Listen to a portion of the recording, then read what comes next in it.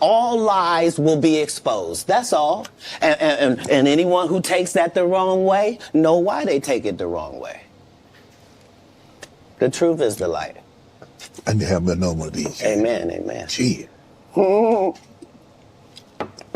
I kind of. This is way over the edge. Like we it's not even over the edge. We died already. This is beyond the event horizon. Like we about to hit the vortex.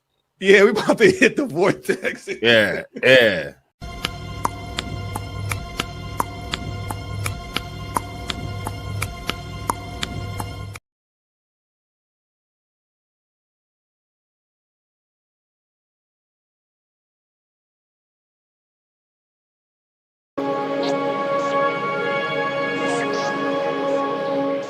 How you die does not redeem how you lived.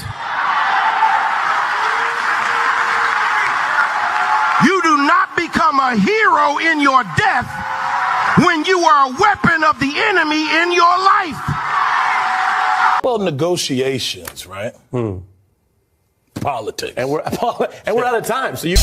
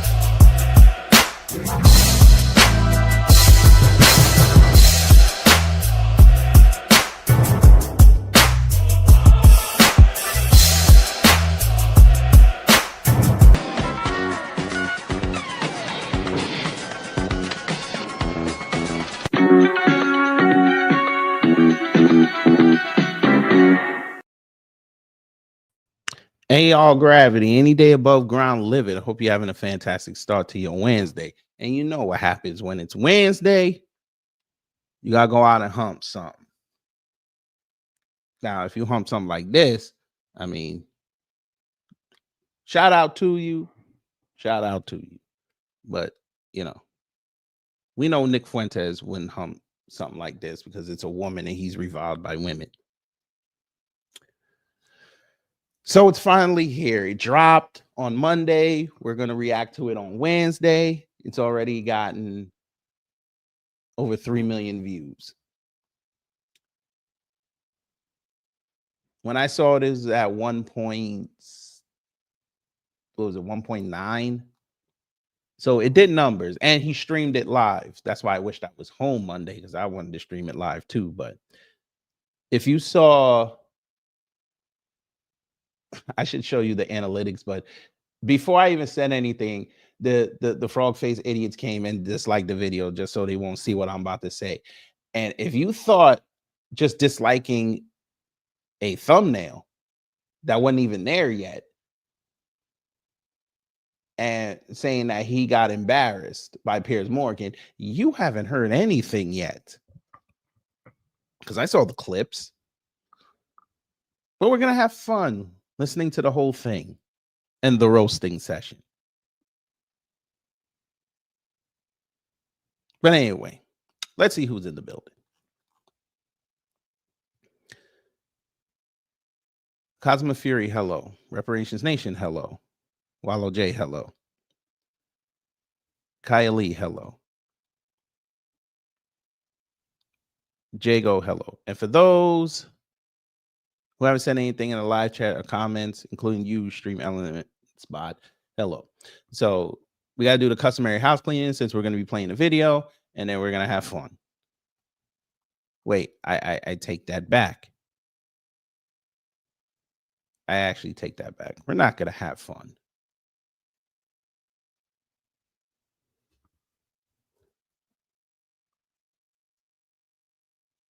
We're going to have the big fun.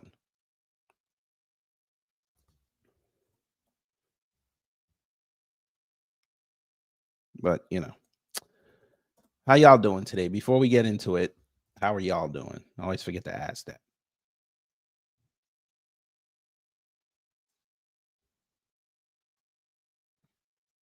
Oh, my computer wants to mess up now. Okay, of course. When I go after white supremacy, that's when it doesn't want to work. Okay, I don't care. All right. That's fine. All right, let's get into it. Under Section 107 of the Copyright Act 1976, allowance is made for fair use for purposes such as criticism, comment, news reporting, teaching, scholarship, and research. Fair use is use permitted by copyright statutes that might otherwise be infringing. Nonprofit, educational, or personal use tips the balance in favor of fair use. Now I'm going to start the teaching. You know, let me go here. There's a growing concern. All right. And by the way, before we also start, I put an article in the chat. Seems like y'all's Nick Fuentes is being propped up by foreign bots, which a lot of us knew because there was no way for somebody who was banned from X all of a sudden, he's just going to have this meteoric rise, especially without a blue check.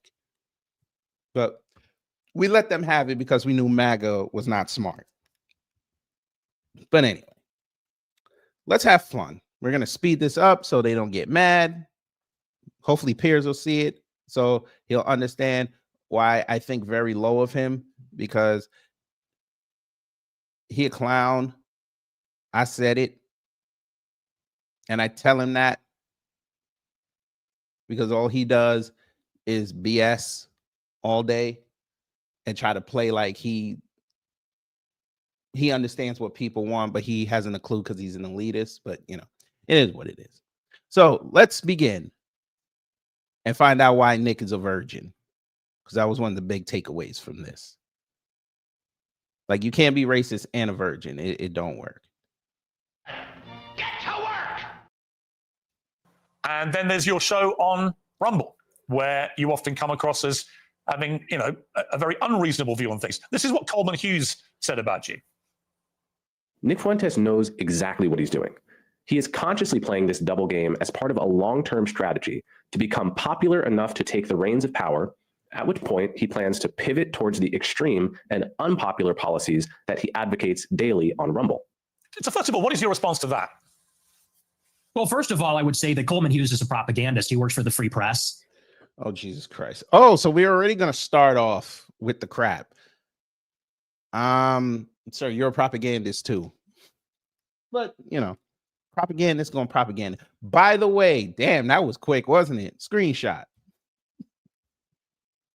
Jesus Christ. Woo, I got a GIF. Which is run by Barry Weiss. So I think you have to consider the source. And Barry Weiss is a pro-Israel partisan. Free Press is just bought out by CBS for $150 million by Larry Ellison or his son, David Ellison. And so I think that's coming from a particular point of view. We can't pretend like that's coming from a vacuum or from some fixed position. That's coming from a propaganda outlet that's in favor of Israel. That's first. But second, I would say he is right about the two personas. And I think that everybody understands this on some level. On my show, I make jokes and I use rhetoric and I'm hyperbolic. Because for a long time, I had an audience that was small on these like dissident platforms. I was on D Live for many years. A lot of people don't even know what that is. And so I had a small following. Okay, for those who don't know what D Live is, it was basically a conservative version of YouTube where some of the prominent right-wingers would go on there and put their content up because, you know, they were getting deplatformed, or back when Trump was first in office, they were talking about diversifying their content so they could be seen everywhere in case, you know, big tech tries to silence them. And it didn't work. They were over there getting like 50 views, things of that nature. And then, of course, Rumble come along, and then they figured out a new grift. But, you know, quick history. Following, and we had sort of like an in-group sense of humor and memes and things like that. And you talk about it one way on a freewheeling live stream when I'm by myself and I'm ranting, and we make jokes, and we play devil's advocate. We play with different positions. But then when you sit down in an interview like this one, and people ask me a good faith question, what do you actually believe? Well, then I clarify and I say, well, here I'm not joking. Here I'm not being hyperbolic. I'm not being rhetorical. I'll tell you precisely what I believe. As far as this idea that I'm going to get power and then turn into Hitler, that just sounds totally insane to me. I'll be honest. It just sounds insane. Do you have aspirations for political power? Not really. I think that if I wanted to run for office, I wouldn't say a lot of the things that I say. I don't know that a lot of people would. So he's already lying again, because he just said a few months ago that he would run for office, and then all of a sudden had a whole plan out. Now you're in front of Piers Morgan and you're sounding like a centrist. I'm not sure, because I have to tone down my rhetoric. You're telling us basically that this rhetoric that you love to spit outside, this is exactly what I thought it was. Why do you feel the necessity to insult people? Again. Is that where's the script? Where's the script? Read the script. Is this a big defensive thing that you've got? Read the script. Why don't you read your own script? It's a script. And you thought it was going to work in front of Piers Morgan because Piers Morgan has a lot of detractors, and you figured you'd try to griff a little bit of his audience off. Well, let's see how it went. Vote for me. I tend to offend everybody, even a lot of people that like me. So no, I'm a truth teller. I like to tell the truth. I like to do my live stream. Who is Nick Fuentes? Tell me about your upbringing. I know you grew up in the suburbs of Chicago. Tell me about your early years. Early how? Like my childhood or a little bit later? Childhood, yeah. Oh, God. Well, I grew up in the suburbs of Chicago in LaGrange Park, as you say. My parents are ethnics. You know, my father. Ethnics. My parents are ethnics. Wouldn't that make you an ethnic too, sir? So why should people listen to you? Remember, y'all's right-wingers don't want to hear nothing from some a-hole ethnic. I'm just saying.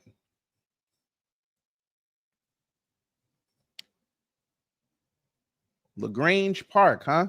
I'm going to do some research on the fly. Continue. Half Mexican, half Irish. My mother's Italian. And they both came from a pretty rough upbringing themselves. They both were raised by single mothers, not because of divorce, but because both of their fathers had died. They endured a lot of dysfunction. And But y'all want to laugh at black women for being single mothers, but you came out of a single mother house. Now you see why he a virgin. Go ahead. I think that's one of the reasons they came together, and they related to each other, and they wanted to create a normal upbringing for their children. They wanted to have a normal family life. And so they moved out to LaGrange Park away from the city, and they raised me and my sister and really put us first. I think that's a big reason why I tend to have a lot of these family values or Christian values. My mother quit her job and stayed at home to raise us. And so I have a very close relationship with my parents, with my sister. We're a very tight family. And we grew up in a pretty idyllic town. And maybe we can sort of get into a conversation about politics from this. I loved my upbringing. My mom stayed at home. My dad was working. We're in a mostly white suburb in Chicago. Everybody was maybe half Catholic, half Protestant. It was a baseball. And according to these demographics, over 6% of the people left. I wonder why. Continue. Town. I played baseball for many years. In Chicago, we love our hot dogs. We have our baseball parade to get a hot dog. And so I love where I came from. I love the city. It's a working class city. I love the people here. They're very good, humble, down to earth, decent people. And I guess I had my political, not to jump ahead, but this is a big part of where my political awakening came from. I sort of left this bubble, if you could call it that. When I went to college in 2016, I went to Boston University, and I read a lot of things online, and I realized the country does not look like LaGrange Park. It doesn't look like Western Springs or Hinsdale or Elmhurst. It looks very different. The country. Wow. You just figured out that in life, where you grew up at and you leave it, that the whole world does not look like your neighborhood. Wow. He figured that out. You dickhead. Oh my Lord. I swear to Christ. Wallow J came late and said he wants to see what I was talking about. Okay. I'll show it to you. So here's LaGrange Park, where he said he grew up at. Now, they had a population boom in the 70s because, you know, white flight and all that. So Nick is 27. So he was born in 90. Well, no, 26. I think he said he was born in 99. So he was coming in, pause, when the population started to go down. Because, you know, again, white flight. Well, okay, Nick. Sure. Now, for reference, let's see what their median income is in 2000. And then we're going to look at it now, since he want to act like he came from the streets. He think he be Rabbit. Okay. Ooh, what is this? Now, 2023, they say 117,341. Oh, this is like Lake Forest numbers. Okay. This is Berwyn numbers. Okay. I see you. I see you, Nick. You are on a come up. Here we go. Compared to the median income of 58,918 in 2000. Middle class. Okay, Nick, I see you. I see you. And for those who think I'm lying, there you go. Enjoy that. See, he says right here, right now in 2023, when they last looked, 117, 58,918 in 2000. So, Nick, you went from middle class to an area that was just hitting 100,000 when you probably left. Huh. Huh.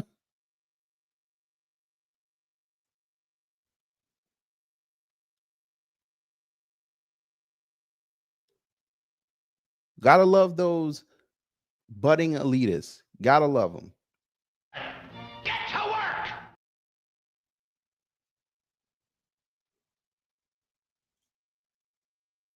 What the hell? Oh, shit. I forgot. Oh, here we go. Because of immigration. And so I saw that and I said, this is not really a desirable change. I don't like the south side of Chicago or the west side or LA or certain parts of Boston as much as I like where I came from. And I guess that's what made me an American nationalist. I said, I want to preserve my home and the things that are familiar to me and the things I like about my home. What makes it So you don't like the south side or the west side of Chicago, but you want to laud Chicago, even though those two areas are part of Chicago. And what makes Chicago, Chicago. Hey, right wingers, your man is basically saying, without talking about the Chicago crime that seems to be concentrated in the south and west side, would nobody talk about your city?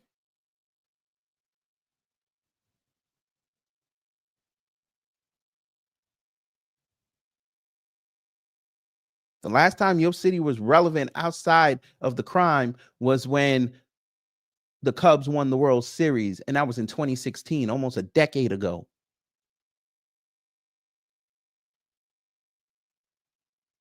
I would bring up the Sky winning the chip in 2021, but again, y'all made more fun of that because nobody was at the parade because it was still C19.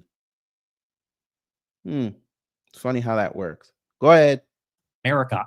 So that's a little bit about my background. I don't know where you want to go with that, but well, I suppose my first obvious question is: were your parents immigrants to the United States, or were their parents, or were their grandparents? In other words, at some stage, I presume there were immigrants in your family who came to the US. Is that correct? There were. I believe my mother was fourth generation and my father was third generation. So their ancestors came here on my mom's side in the 1860s, I believe, the first wave of Italian immigration. My father's ancestors, I think they came around the turn of the century in 1900. So your view of immigration, and we'll get to the specifics about your views on immigration, are they not affected at all by the fact that if it wasn't for immigration, you wouldn't exist as an American? Well, I would certainly exist, but like you said, maybe not as an American. Certainly that's influenced in some measure. But AKA nobody would even care about what you were saying because you'd probably be in Europe. So nobody would care what you said. And when this whole location thing came out on X, they would have saw you talking about American politics and then said, oh, you based in Europe, like Ireland or something. They're like, okay, we don't give a fuck. We don't want to hear about somebody talking about they eat haggis and goddamn beef and cottage pie, but you putting Saison on it and black beans inside. Screw you. Continue. I think that the kind of immigration that we had for a long time in the country, it's different than the immigration that we have now. And let's just say for openers, it's different immigrants. They're coming from a different place with a different culture, a different religion. It's not the same as it was. So first, you have a qualitative difference. My ancestors, for the most part, I have 3 European grandparents from Ireland and Italy, 1 from Mexico. They came from Europe. They came from a society where there's a common ancestry, there's a common religion, common civilization. The people that have come in since 65, and incest, and not bathing. You always forget that part, but continue. Hard seller. They're coming from China, India, the Northern Triangle, Mexico, Venezuela. And so first, they're just different people. Secondly, it's a quantitative difference. There's way more, and it's an unceasing, always increasing wave. For the first 3 or 4 waves of immigration, you would have a major influx of immigrants and then it would stop. And then you'd have another wave and then it would stop. This one, it just keeps going up for 35 years and it's too many. So that's really where I would draw the distinction between maybe where I originate from. I would even just simply call that immigration. What this is an invasion. It's a completely different policy. But you mentioned Mexico in that list, and your father is half Mexican. So, yeah, I mean, by your criteria, part of the invasion would include your father, presumably, and his immediate descendants who came from Mexico. Not really true, because when my father's ancestors came here, it was a small fraction of the total immigrants that came from Mexico. I don't believe. But they were part of the larger wave of immigration, which is what he just said. Stop the cap. Stop the cap right now. Stop the cap. I swear to God, these frog-faced idiots, this is who y'all are liking? The boy don't know nothing. Oh, this is so easy. Come on, Nicholas, make me work for it. Say something impressive.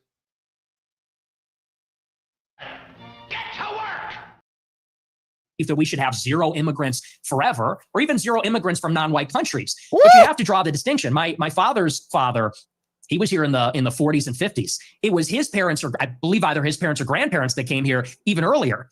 Up until 1965, 90% of the immigrants were coming from Europe. I have no problem with that. If we have 10% of them coming from Mexico or Latin America, maybe that's reasonable, but that's not what it is now. Now you've got 10 million illegals in 4 years under Joe Biden.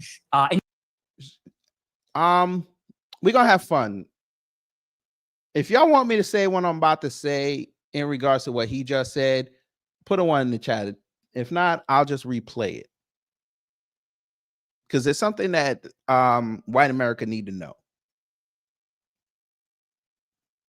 Since Nick wants to bring up stats and bring up fucking wave of immigration so he could sound smart in front of Piers Morgan, which is not that hard, pause, then I think we should just give Nick the truth.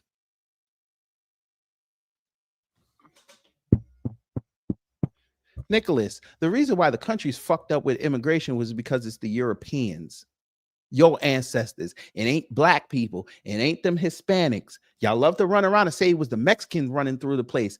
Who started them off? Yeah. Yo people. So the reason why America is in the hellhole that's in now is because of the white populace. What the hell? But again, you right wingers are too stupid to have that type of analysis. Y'all love to say all them immigrants that come over here that are from Europe, they're the reason why America was built up. Hell no. I'm going to say something else crazy that y'all wouldn't think of, but y'all thought of it, right? But you won't say it out loud. If the Europeans weren't in America, trust and believe America would look like China right now.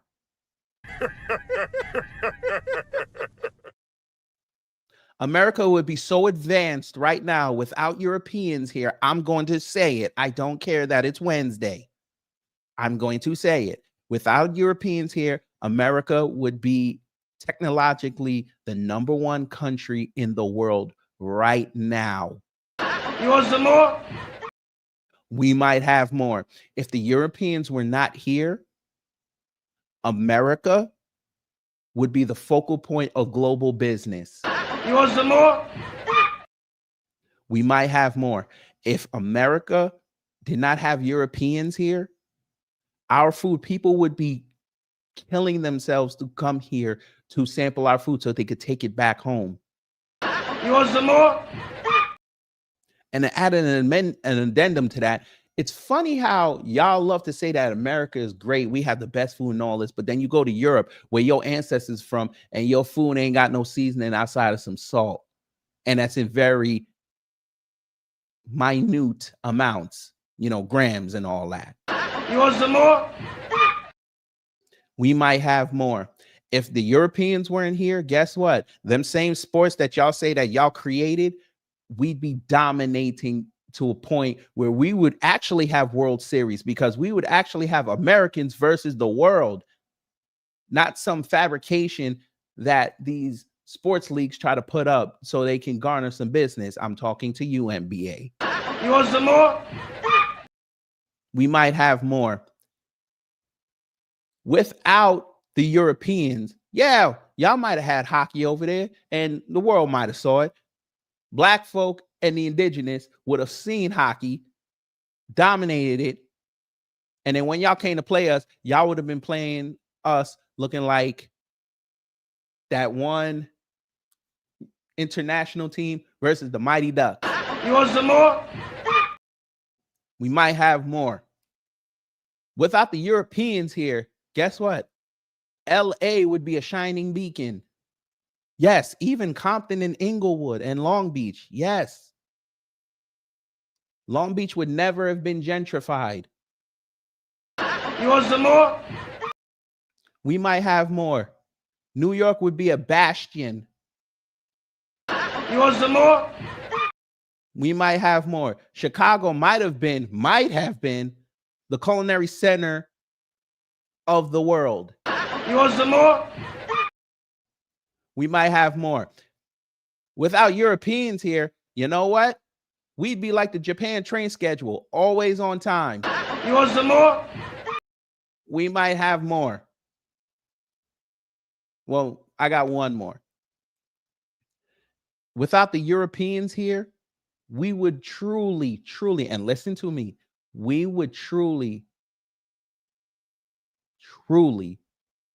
be a society that knew how to blend politics, but keep it away from our religion. And we wouldn't have been swayed by some white man trying to tell us that if you read this version of the Bible, you know, the slave manual, we would have been reading the original where it actually praised us, and we would have understood that we run this world. You want some more? Do you? All right, bim, bam, boom. Somebody get this nigga out of my way. We didn't need that, Cruz. We already had neighborhoods. Maybe y'all didn't know that. We had neighborhoods with sprawling shopping centers and captains of industry. We were making money every which way possible. And them fools came in there and started writing laws to keep us away from making money. And then they turned right back around and did exactly what they outlawed. It's funny how that works. Let them live. It's okay. It's Wednesday. You got millions more legal immigrants from China, India, Venezuela, El Salvador, and it's so many with no break for assimilation, and they're all from non-white countries. It's transforming what America is. And again, that's the distinction. That's what makes it unacceptable. I always believe everybody's a product of their environment. Right? I've interviewed thousands of people. I mean, maybe 3,000, 4,000, 5,000 people from all different walks of life. But the one common theme I would say is everyone's a product of their environment. And I was reading some stuff about you in the last few days. There was an episode of your podcast where you talked about your father, Bill Fuentes, and how he wouldn't take the family, including you, to certain restaurants because he believed they were associated with African Americans. We would be deciding where to go to eat, you said. What are we going to do for dinner tonight? We don't speak European languages. My sister would say Applebee's. Hey, chicken, we don't speak European languages here. I don't know where you got that from. Y'all do know English came out of Africa, right? Maybe y'all need to go crack a book open one time. Oops. Remember, y'all get mad at us because we speak our own languages. Y'all get pissed at us. Remember? Or did you forget that? What languages y'all got? Trust and believe, if we spoke our native languages, dude, we would be whooping y'all's ass right now. Don't play with me.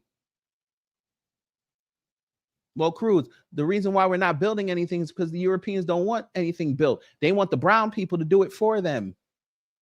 And the cycle continues. Why you think Trump is sending all that money over to the Middle East? He wants them to build it up. Now you got your white politicians and your white people over here talking about, oh, if you need to bring your energy costs down, you have to build data centers. Who's running them? The Middle East. Your data's in the desert.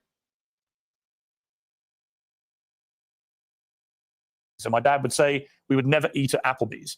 Not in a million years should we be caught dead, Fuentes said about Applebee's. Go to a different restaurant, a local restaurant. No Applebee's, no Red Lobster. That is commonly known as black fare. And you also shared another story about your family. Black fare. Applebee's and Red Lobster. Yeah, because it's only black people that go into Red Lobster when they have endless shrimp, right? Okay. Applebee's was a staple for college students all across the country, especially after 10 o'clock with the half-price apps. I don't know what the hell he's talking about. Oh, but since you wanted to bring that up, right, Nick, because you think you this great racist. Sir, without black folks, all them corporations ran by white people and started by white people wouldn't exist now. Funny how that white corporation had to go ask a Nigerian to go help restructure it, and they got more press than they did in 1 year than they got in an entire decade. They were damn near about to file for bankruptcy. Most people don't even know that. Advantages of working in food service. Applebee's was on its way out too. Chili's was cooking their ass. Then they figured out a grift, and it's working so far. But let me see how that economy does next year.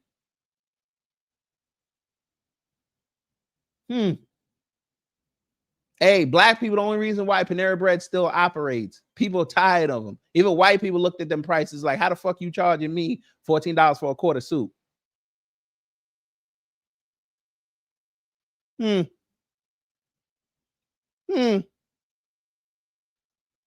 restaurants. So before me and my sister were born, my family had a saying about Olive Garden that contains the N-word that we're not allowed to say. And funny thing is, that's his people. He's saying his people try to exploit black people at Olive Garden. Black people don't even go to Olive Garden like that no more. Interesting. It's funny when black people stop doing the let's put our money in these corporations. These corporations have to go through all these rebrands. It's quite funny. And it's just funny that it happened coincidentally right when black folks were like, listen, we're going to start going to black-owned restaurants, black-owned supermarkets and all this. They all do these rebrands and start putting black products in the store. Okay, motherfucker. Correct. Your local restaurant is always better. But guess what? He's also exposing the fact that his people are racist, but he wants to act like he's not a racist. Oh, you are a product of your household. Oops. Miss Niecy, them breadsticks go crazy. back in the early 2000s. They changed the recipe. I got to tell y'all that story one time. I got scarred from Olive Garden. I ain't never went back. Top 5 African countries. Oh, you want the top 5? South Africa, Egypt. Let's go to Nigeria. Let's go to Ghana. Let's go to Morocco. You want me to keep going? Huh? You want me to go Kenya? I'll put Kenya 6. We can intertwine them on the 5th. Oh, I know what you're doing, crew. I know what you're doing, chicken. Sorry, Cruz. I know what you're doing. You're trying to say that Africa is a shithole. So why is the rest of the world trying to invest in a shithole country? Why is your president over there investing in a shithole country? Oops. Oops. That's one of them same shithole countries I just mentioned. Their president and their minister of agriculture came in there and punked your president in his house with his vice president sitting there. I guess they're not really shithole, huh? Yeah, it's nice to talk about Somalia. He don't want to talk about them Kenyans who got that system running real nice over there. He don't want to talk about that. He don't want to talk about Egypt, how Egypt is controlling with Saudi Arabia foreign trade. I guess y'all don't want to talk about that, right? I didn't even bring up Burkina Faso or how Trump is scared of Traore. I didn't even bring that up. It's funny when Mali turns over their government and they're moving in the right direction, and all of a sudden it got taken out of the news cycle. Funny. Let's talk about Darfur now. Okay. Trump telling how he stopped Rwanda and Congo from lobbing bombs at each other. Oh, okay. But Africa's a shithole, huh? Okay. All right. Okay. Okay. White people can't get Wakanda out of their vocabulary. Okay. But Africa's a shithole. Okay. Y'all got it. So my question, based on that anecdote that you say on your own podcast, is: do you think you grew up in a racist environment? That your father was inherently racist, and that thought process moved to you? Well, I would say it's a new low. I've been attacked for being a racist many times, but to attack my father, to attack my parents based on anecdotes, I would say that's sort of a new low. Hang on, it's your anecdote. Yeah, but he's not here to defend himself. You are. And my parents are. You told the story. And I will. And I'm not trying to ambush you. As I said at the start, Nick, to be clear. No, it's not an ambush. Nick, to be clear, I think I'm not understands. ambushing you. I'm literally reading an anecdote that you revealed on your podcast. It's you that's put it in the public domain. I know. I'm simply asking you whether my assessment of that, which is that your father didn't want to take you to certain restaurants because of what you refer to as, they were commonly known as black fare, whether that attitude to African Americans in that instance permeated to you. It's a reasonable question. Yeah, no, like I said, I think everybody knows what that is, but I'll address it. I'll engage with it, and I'll defend my father from. Okay, sir. So why did the Moors take over Spain if Africa was a shithole? How did you let Black Muslims come up in there and take your country? How'd you let that happen? How'd you let the Moors go into England if Africa's such a shithole? How'd you let that happen? The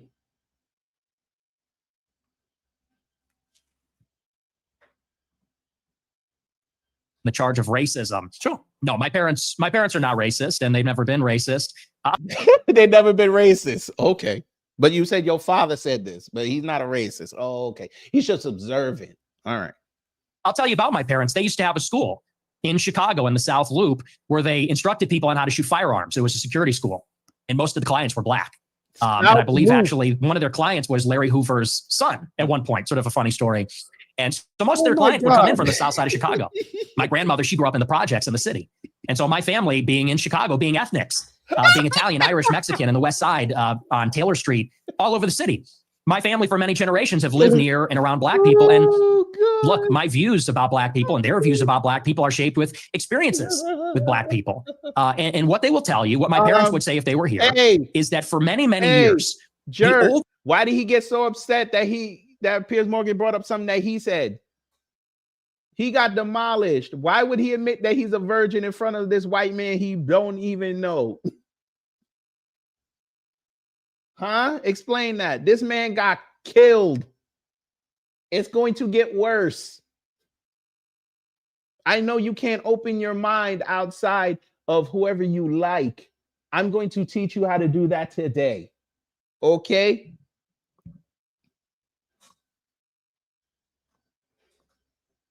Third generations of Black people were very Stick respectful, around. very humble, very decent. In fact, my grandma used to have an anecdote. She grew up in a lot of dysfunction. Her mother was mentally ill, and they would be having dinner in the projects, and there'd be so much chaos and dysfunction and disagreement and fighting. And she would look across the way out the window at a Black family in the other apartment, and they'd be holding hands around the table saying grace. And this nigga is sitting here telling us that his people watch Good Times.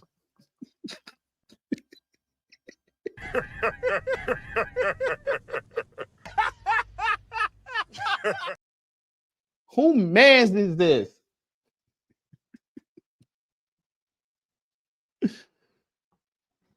Who was saying the grace? James Evans Jr. or was it Florida? Let me guess, Nick. And when they were done, the one teenage boy yelled out "Dynamite," right? Asshole. Sort of the culture that used to prevail. But now what you have in the city is that there's no accountability for the Black people. And now Chicago has become a complete dump. Hey, because you can take my girlfriend. That's fine. She's too much of a hassle. Go ahead. I'll go home to my wife. Next. these teenagers go out and they take over the city. They call them teen takeovers. That's the euphemism for it. They're teenagers, but they all come from the same neighborhood. They drive up there and they mug people and attack people and they destroy cars and destroy shops. We had the Festival of Lights a couple of weeks ago. It's supposed to be a family event and they light up the trees and they, you know, there's a big parade. I was in the parade one year and you had a bunch of Black people there shooting each other. 7 people shot, a 14-year-old killed in the Magnificent Mile. And I know there's a lot of Black people that feel the same way about this. They say, we've lost control of the city. And we're looking for accountability. We have a lot of Black people that are always outraged about racism, outraged about attitudes from white people, but they're never ashamed of some of these behaviors, never ashamed of some of the things that go on. And that's why I think there's a lot of negative attitudes these days. Nick. See, this is why y'all come to this channel. Pause. Nicholas, just repeat what you said one time. Killed in the Magnificent Mile. People and they destroy cars and destroy shops. We had the Festival of Lights a couple of weeks ago. It's supposed to be a family event and they light up the trees and they, you know, there's a big parade. I was in the parade one year and you had a bunch of Black people there shooting each other. 7 people shot, a 14-year-old killed in the Magnificent Mile. Oh, Nick. Now you see, I gotta watch when people like him talk because he knows his base is stupid. Sir, I just looked that up. They didn't shoot during the festival. They shot in less than an hour after the festival, not even near the festival. So why would you tell that lie? Oh, you don't believe me? I figured you didn't. Well, there you go. Here's the story. I'm going to put the link in the chat just so y'all don't think I'm lying. There it is. You want to see the report? Here's the report. Where's the sound? Erupting in Chicago's Loop, just as there were thousands of people downtown celebrating the start of the holiday season, right outside or near the Chicago Theater. This is at State and Randolph, a very large crime scene. Chicago police so it didn't happen during it. The area. But let Nick tell it. Heard multiple ambulances going to and from the Loop as well, carrying patients. Unclear the number of victims, but we know this was a multiple shooting. On this side, you can see this is where the Macy's is with their holiday decor. A few blocks away, a couple hours earlier, was the official Christmas tree lighting for the city of Chicago. And of course, the Chris Kindle Mart, also in the Loop, open for the first time today. The gunfire erupted around 10 o'clock as much of that was ending for the night. As much as that was ending, Nick made it seem like it was happening during the festival. You don't think people would have got trampled if y'all was busting guns during the festival? Y'all gotta watch these people when they talk, because they know people ain't gonna look it up. And it's funny that he brought this up. If that really happened the way he did, you don't think the right wing would have had that plastered all over the place? They can't even celebrate Christmas in Chicago without gunfire. It would have been all up and down the timeline. Not one month talked about it. Go ahead, Nick. Tell us some more lies.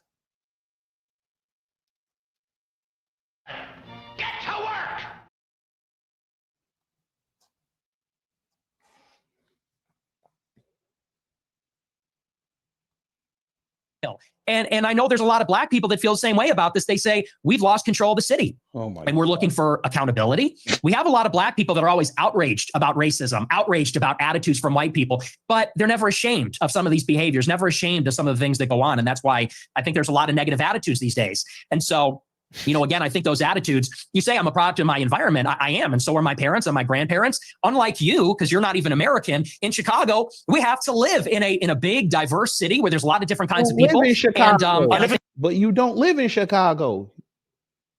You live in the suburbs.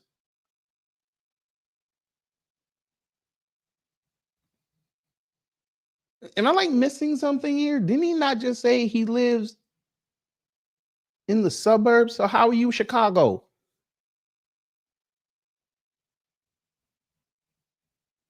That's like somebody from Long Island saying that I'm from New York City, but you live in Long Island. It's not the same place. How are you Chicago? You never mind. A big diverse city. I live in London. It's one of the biggest and most diverse cities in the world. But it's not the same. Well, actually, it's a big diverse city. The only difference is we don't have the gun violence because we don't have guns. That's a whole different story. I don't want to get into that with you. I have got into that with you got sword problems. We have problems with Aladdin. We have problems with violent crime. I make no pretense of it. So the idea that somehow I'm cosseted in London. I bet you don't, Piers, if y'all were over there and y'all had some guns and you let people have 2A over there, them knifers, you know, the brevs, you know, them motherfuckers would not be on y'all's tubes trying to rob folk because they won't know who carrying. They get some act right. I guarantee you, if you gave them 2A within a year or two, London's crime rate would plummet. Them geezers on the high street be busting guns.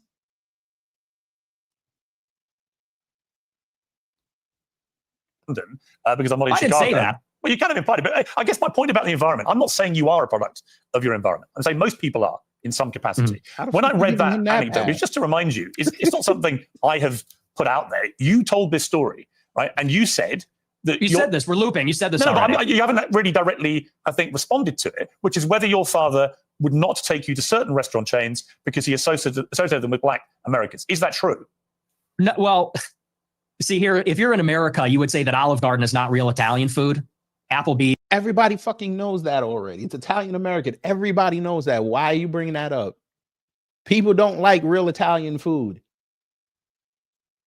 You can go online right now and find videos of people that say, okay, I'm going to Italy. I want to try the food. They did not like it because they're used to Italian American. Is TGI Fridays and stuff is a load of crap. My dad was just a food snob, but no, it's got nothing to do with that. My best friend in first grade was a black guy. We're not a racist family. So okay.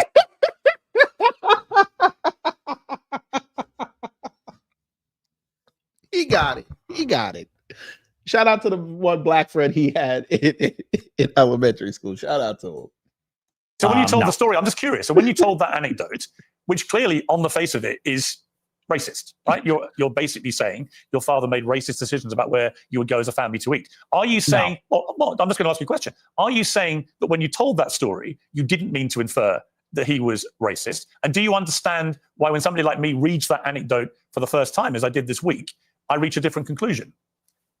Well, I understand what you're doing, which is a sort of making of a murderer. How did he become racist? Well, his father didn't eat an Olive Garden because he said that's not real Italian food. Hang on, can I? I'm literally reminding you of something you said on your show.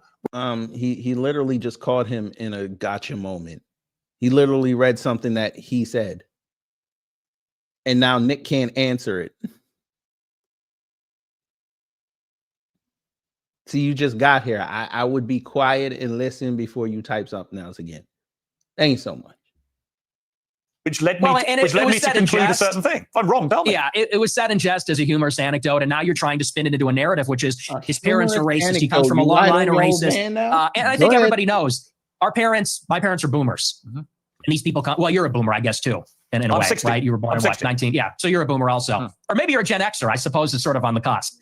But it's a humorous anecdote. These are kind of the attitudes of baby boomers in society, but you're trying to spin it into a narrative, which is you're a product of your environment. Your dad's racist because of this joke. Now you're a racist. And I don't think that's a fair characterization. Okay. People come in. What the fuck are you talking about? People judge you how you come out of your house. What are you talking about? That's been going on for centuries. They will judge the offspring of somebody based on how they perceive the parent raised them. How does he not know this? Their own minds up. They can go back and listen to you say it. I mean, the beauty of what I'm going to talk to you about in this interview is that almost all of it is just going to be reminding you what you have said and asking you what you meant. Who cares? Who cares? You telling me the Daily Wire picked up Piers Morgan? Who cares? A right winger picked up a liberal. Wow.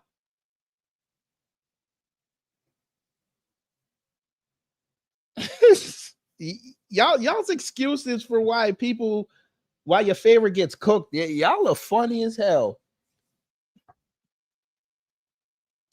Who cares? Who cares if he got paid by Israel? Who cares? The Middle East is paying everybody. They're paying right wingers in Qatar right now to go over there and kiss their ass. Who cares? Both sides do it. Just like you had left wingers over there shilling for Ukraine, and we kind of find out that Ukraine and them were paying them. Biden and them were paying them. Who cares? That's what politics is. Who's going to use their mouth, pause, in more ways than one? And how much are they worth? Who cares?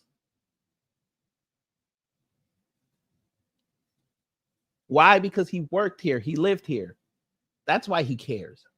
And ain't shit going on in his country right now. This is where the fun is. But let's continue. Get to work. Your position about that story is that it was a joke. Okay.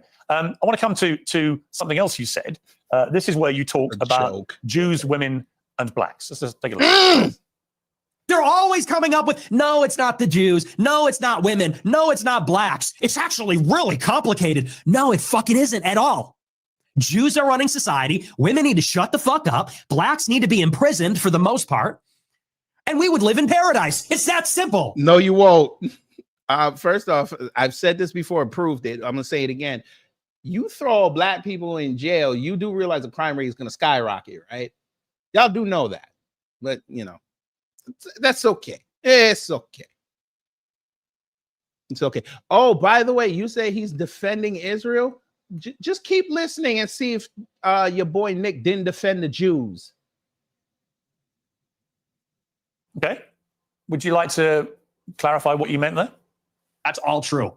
That's 100% true. Everything I said in that clip is true. Including that blacks need to be imprisoned for the most part. Yeah. Yes. Including your 5-year-old friend? No, for the most part. What does the most part mean? What percentage of American blacks would you like to see in prison? Whatever the percentages of the murderers. I think it's 1 in 20 black men will commit a murder in their lifetime. So maybe.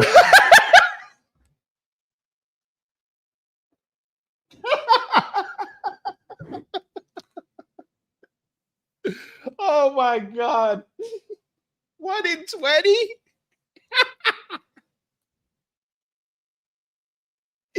Oh my God. No, 5% of black men are going to commit murder in their lifetime.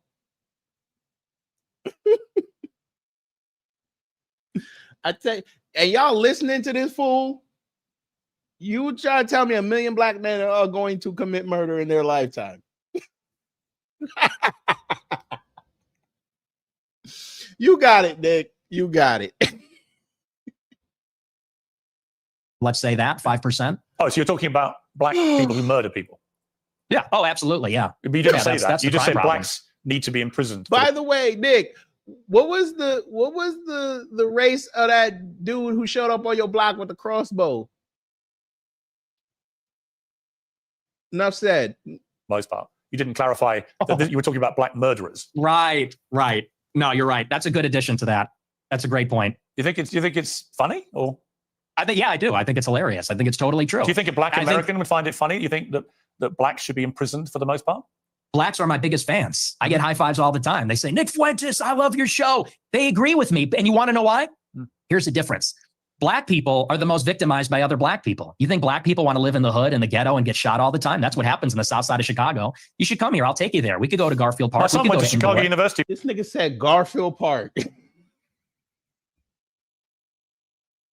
Nick, you were the same dude who said you were scared to be on a train because some black guy was sitting there yelling and harassing somebody. How the fuck you gonna take him to the south side of Chicago? You don't want to leave where you in. Because you opened your door one time and some fat white woman smacked the phone out of your hand.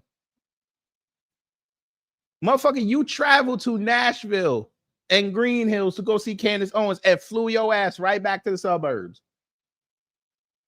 Fuck is you talking about? You the same one also admitting you don't go to these conferences because you don't know who out there got a problem with you.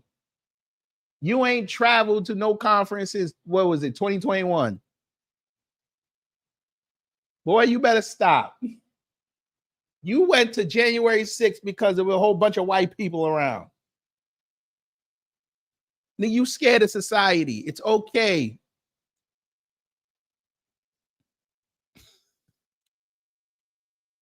Move around, you little bitch. Screenshot number 2. For a year, actually, several years ago. Yeah, that's a bubble. That's a bubble. You think you're in Chicago and Hyde Park? You don't know Chicago. Go a little bit west, see what it's like over there. And I'll tell you, black people agree with me because they're tired of it too. And maybe not. They don't agree with you, sir. And I walked Cicero, by the way. I've been on Racine. I seen the hood. I went to Englewood and I walked the streets. I seen the hoods. It's actually pretty nice. I see what he's doing. Most of them, but a lot of them agree with what I say about that because they know how it is. That's why the first thing they do when they make a little bit of money is they go and leave to another neighborhood. Okay, so what was just remind me again, the percentage of black men who commit murder in America. What was the percentage you gave me? It's 1 in 20. 1 in 20. It's 1 in 100. No, it's 1 in 20. No. He got fact checked live. Less than 1 in 100 black US men commit murder.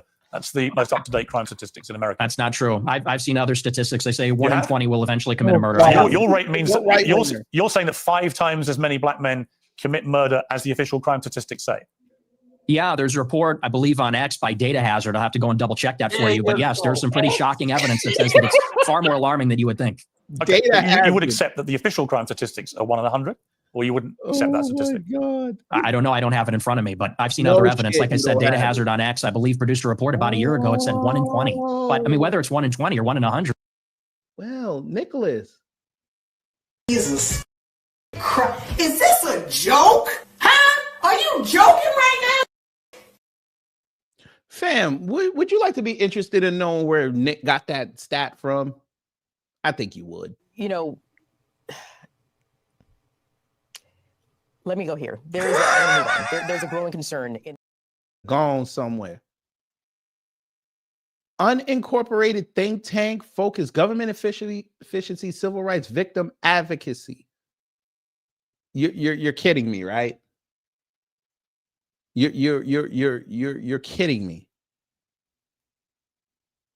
You can't be kidding me.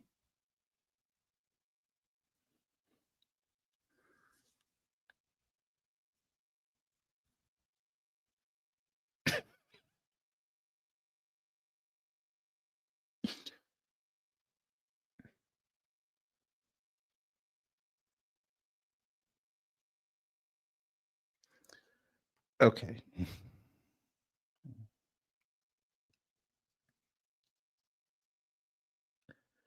This is why you can't take right-wingers seriously.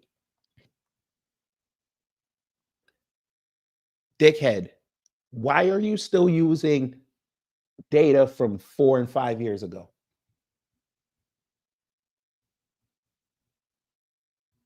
To make a point in 2025. That doesn't make sense. Now, if you were doing it to show a progression, I would say, okay. You're doing this to make a definitive that black people are these so-called murderers. Using data from 2019 and 2021.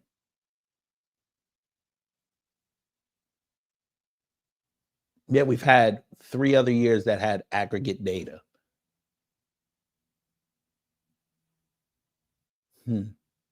Interesting. You gotta love them.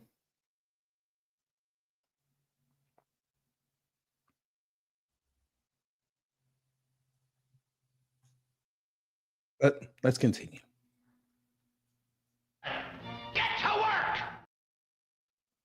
Piers. I mean, Sure, this is a lot of real white problem. people commit murder too. Well, they do, don't Okay, they? but it's about proportionality. I mean, white people are 65% of the population, Wrong. blacks are 13%. And I think Exactly anybody would went tell you down. that Go more look black it up. people proportionally commit violent crime than white people, and people vote with their feet. People would rather pay a much higher property tax. Most mass What's with the shootings- interruptions? I'm sorry.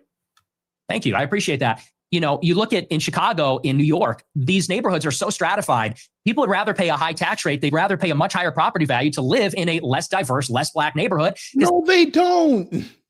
Oh God, I tell you he dumb. I tell you he dumb. I'm gonna let him talk. They don't want to live around the violence. And I think that when you look at even on the public transit, the subway, the blue line, you know, people don't want to go there because Says the retard that has an avatar of Gerald Butler in Gods of Egypt. Okay, I can't handle the truth. Okay. I can't handle the truth. Okay. Come here, Pharaoh. Come tell me what the truth is. Come on now. I'm sub-Saharan. Actually, they weren't. Maybe you need to go look. I know Lawrence of Arabia and all them. I know that fucked you up. It's a reason why The Gods of Egypt is one of the worst movies ever made. But you know, come tell me the truth. Come on. Now I know no Pharaoh scared of no slave. I know that ain't it. I don't got Moses with me. Come on, Pharaoh. The link ain't highlighted. Well, that sucks.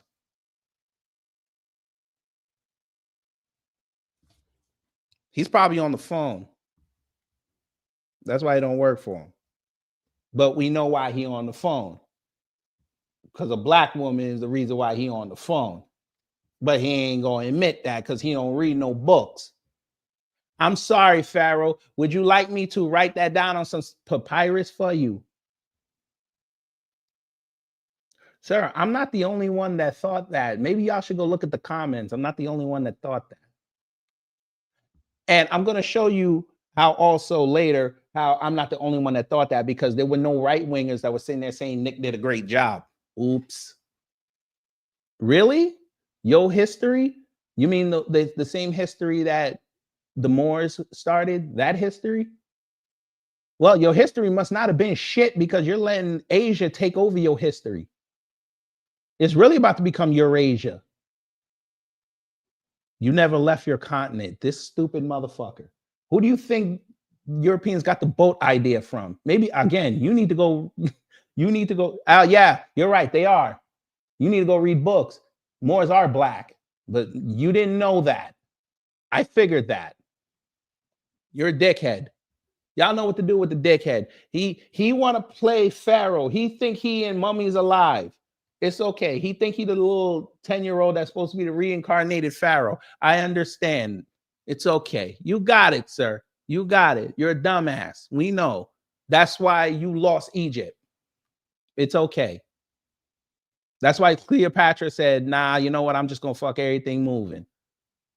And then take it over. I understand, sir. It's okay.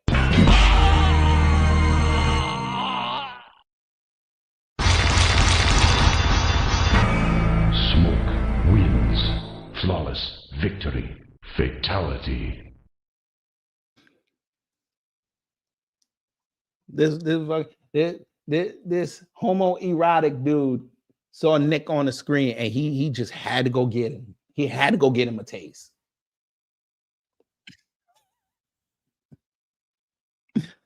It's funny, fam. Thank you, Miss Niece.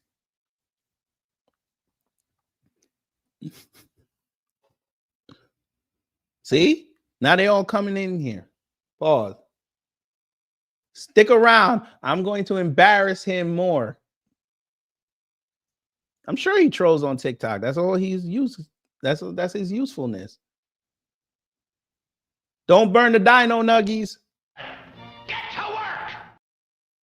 As they know who occupies and menaces the public transit, it is these people like Daniel Penny had to deal with. It's people like Irina Zaruchka had to deal with. And that's just the uncomfortable reality. You've also said you don't want to live near black people. Let's take a listen to this clip.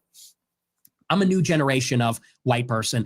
I'm not living around blacks. Sorry. You're not white. You know, I want white kids, and I don't want my white kids bringing home black people to marry. It's racial for me. Nobody knows you. And call me racist. Oh, very Christian of you. I don't give a fuck. I mean, it couldn't be clearer, really, unless you want to say that's another of your jokes. But you're basically saying, yeah, I'm a racist, aren't you? Yeah, I'm fine with that. You're fine with saying you're a racist? Totally. I think everybody's racist. I think everybody, if we're being honest, is racist. I think everybody, the only people that aren't racist or pretend not to be are white people to their detriment. Everybody else is racist. Earlier in the interview, you went really got aggrieved at the idea that your father was a racist. You wanted to make emphatically because sure my father's. He's not. Because my father doesn't share my same views on that. So he's the exception to everyone's a racist. Prove it. Well, everybody's a little bit racist. You're right. So maybe everybody. The difference is you're attacking my father. You know, we're gonna have fun. Hey, come prove it, punk. Come prove it. Come prove I'm living a victim complex. Come prove it. I know you won't do it though. I know you won't do it. You know why? Because you're scared. You're scared of a black man. I said it. I mean that. You scared. I'll show my face. Click that link. I will show my face. Why you want to see a black man's face so much? There I am. This should be easy. I ain't even gonna hold you. This should be easy. So easy.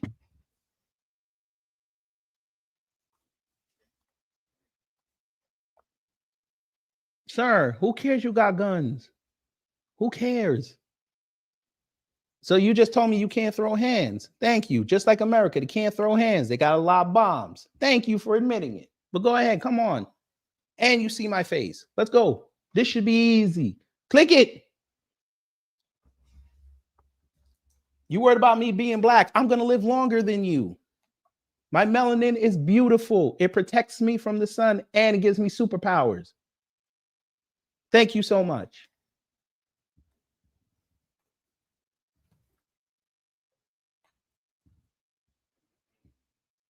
Come on, this should be easy. I'm a black man. Correct. My own people sold me and I'm living better than you. How'd that work? The Africans got rid of the ones that spoke up. Now you see Africa today and you over here pissed off that a black man is cooking you. You mad. By the way, Final Reich, since you want to play German, you do know that Germans sold all the Germans too, right? Oops. Let me guess, sir. Y'all, you're going to tell me you were so happy that your ancestors were gassing German Jews, right? Go ahead. Tell me that. They went down to South Africa and were killing up other white people. And then they became Germans and then went and killed them too. Go ahead. I got you, Wallow J. I want to see if the Final Reich. Hey, since you want to be the Final Reich, hey, Hitler would be ashamed of you. No, it's called history, sir. I know you don't read no books, but come on, sir. Hitler would be ashamed of you. You letting a black man talk to you like this.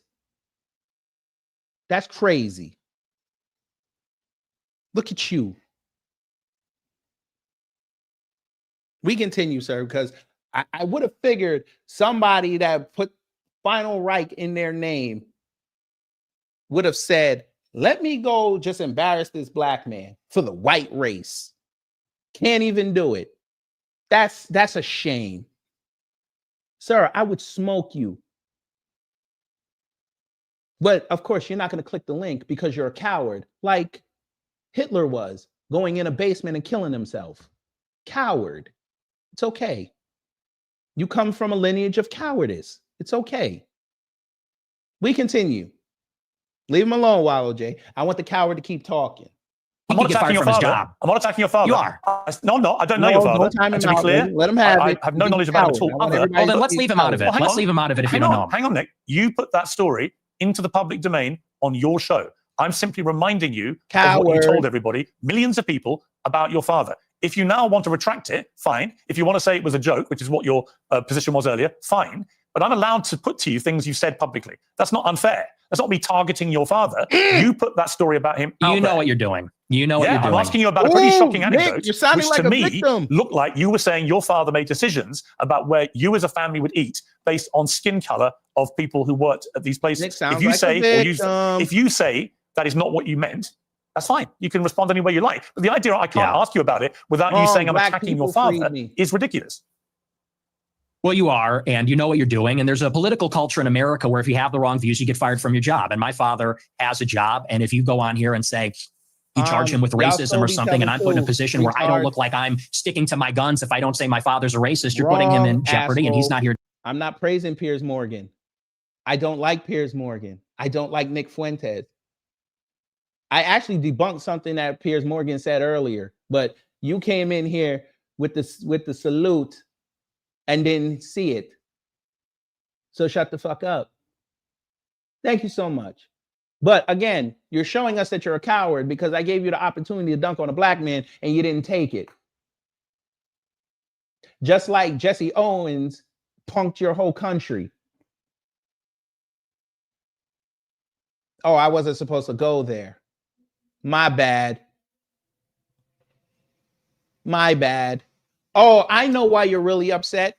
Because we actually respect Dirk Nowitzki, even though he's German. We actually gave him his respect. You didn't like that too tough. I think you're mad that black people make Spetzel a little better than you because we actually put seasoning in the dough. That's why you're upset. I understand. I understand. All them black soldiers in Germany during Desert Storm took over your country and you didn't like it too tough. I understand. They took the German women. I understand. I forgot.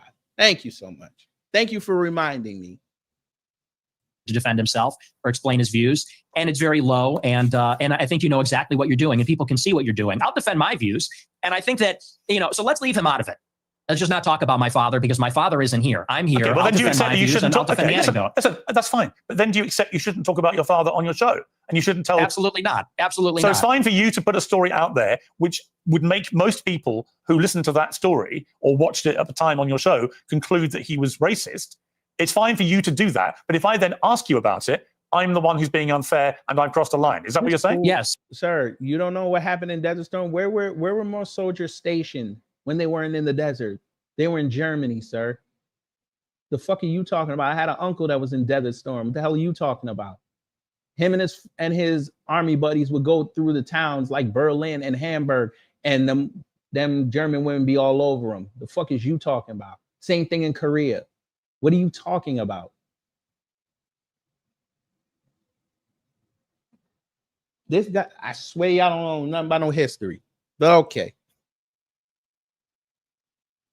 Where do you think Ramstein Air Force Base is?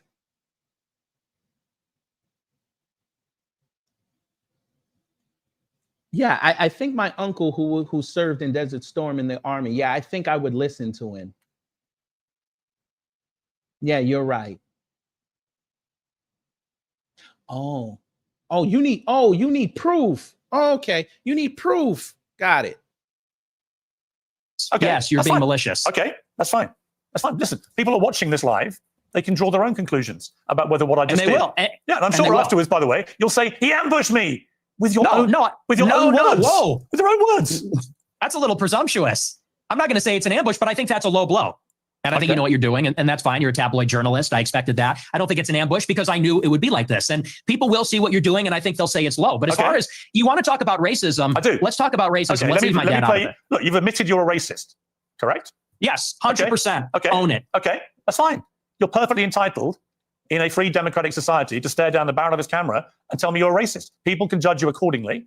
Many people who have assumed that you're racist will now have heard it from your own lips. That's fine. There you go. That's the point. The point of this interview is to go over the things you've said, which have led people to reach conclusions about you, and to ascertain whether those conclusions are fair and reasonable or not. That's it. So I want to play you another clip. This is what you talk about why white people are justified in being racist. Nick is getting flustered. First, white people are every single bit justified in being racist.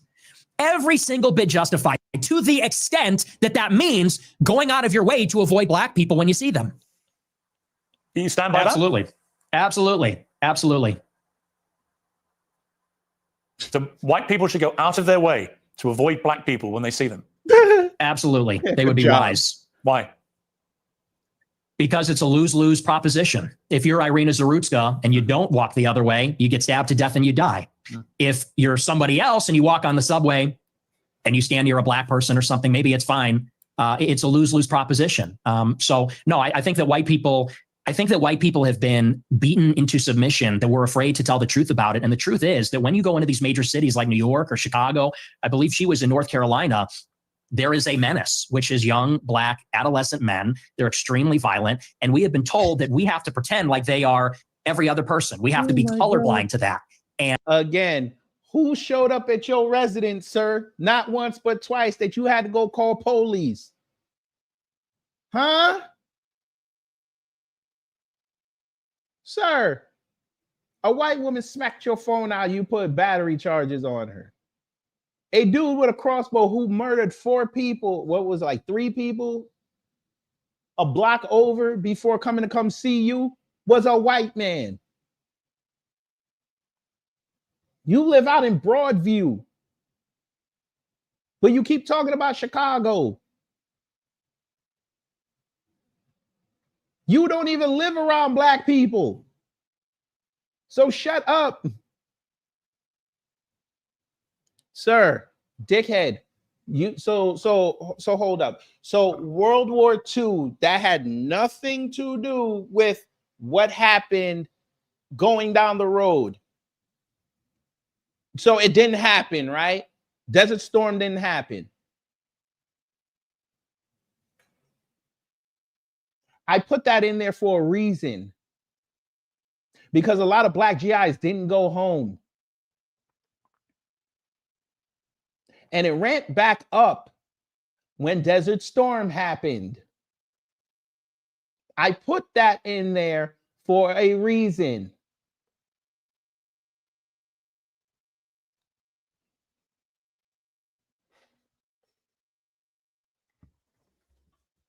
Where do you think the affinity for black American men came from? You think they just showed up there in Desert Storm and all the women were all over them just like that? No, it was a progression. You dork.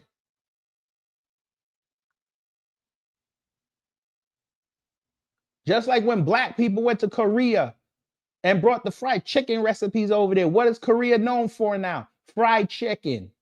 You dork.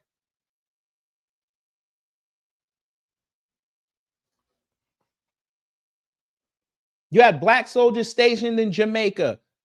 What is one of the, outside of reggae, what is one of the most lauded after genres of music? R&B and jazz. You dork. Thank you for exposing how right-wing you are. You never picked up a book in your life. You 65 average student.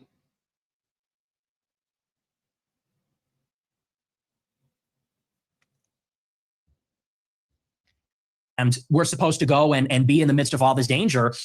And I think that at this point, it's gotten out of control. You look at the BLM movement, they said that the reason that black people are violent, or the reason there's crime, is because of police brutality, or redlining, or all these other things. They said we need to get rid of the police. We need to defund them. And a lot of cities did. A lot of cities like Chicago, for example, the police changed the rules of engagement. They don't chase them. It's not a felony if you steal a certain amount of merchandise. They won't chase them on foot. And now the city's totally up for grabs. And now whether you're in the Gold Coast or whether you're on the Mag Mile or you're in the worst neighborhoods in the city, you might get shot, you might get mugged, someone might run up on you. And I tell my followers, it is better to be perceived as racist or racist and walk the other way and maybe keep your life than to say, I'm a good anti-racist. I don't mind that this person's making me uncomfortable. Maybe he's looking a little froggy. I'm going to sit down because I'm a good person and get stabbed, mugged, whatever. And by the way, this is a strategy. They call it the friendly stranger. There's a crew of them. They do this in Chicago. They stand outside bars, black people. They approach strangers. It's a robbery crew. And they pretend to be a friendly stranger. And then they mug them. And stupid white people say, oh, hi, yeah, nice to meet you. You know, they grin, they laugh, they put up with the nonsense, and then they get mugged or worse.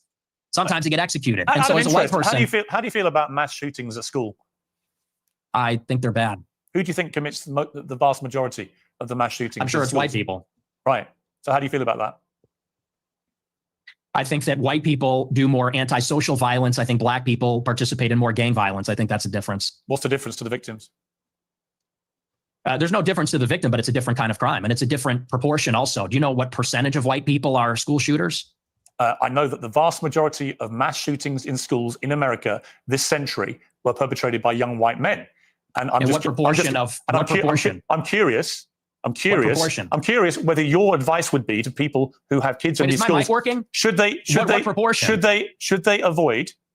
avoid white people at school? Should people with the kids at school avoid young white men at school? No. Okay. Do you know what per capita means? Do you know proportionality? There are more black people proportionally that engage in violent crime or are involved in gangs, especially in these major cities, than there are white people that are school shooters compared to the entire white population. And everybody understands that. He tried to pull per capita. This 2/3 of mass shootings at school perpetrated by white people. But what proportion of white men commit school shootings? That's a question. I've just told you. It's 60 to 65% of school shootings by white people. You're telling me what proportion of school shootings are committed by white people. I'm saying what proportion of white people have committed school shootings. Are you playing dumb or are you just not that? Dickhead. What are you doing? Oh my God, he's an idiot. He just told you. You can't hear? He just told you. Things at school perpetrated by white people. God. But what proportion of white men? Sir, I know exactly what per capita means. And if you do the number, white people are higher. I don't think you want to go there with us. We already did that. I did that 2 years ago. Why do you think white people are not talking about per capita no more? They've been debunked. You're a retard.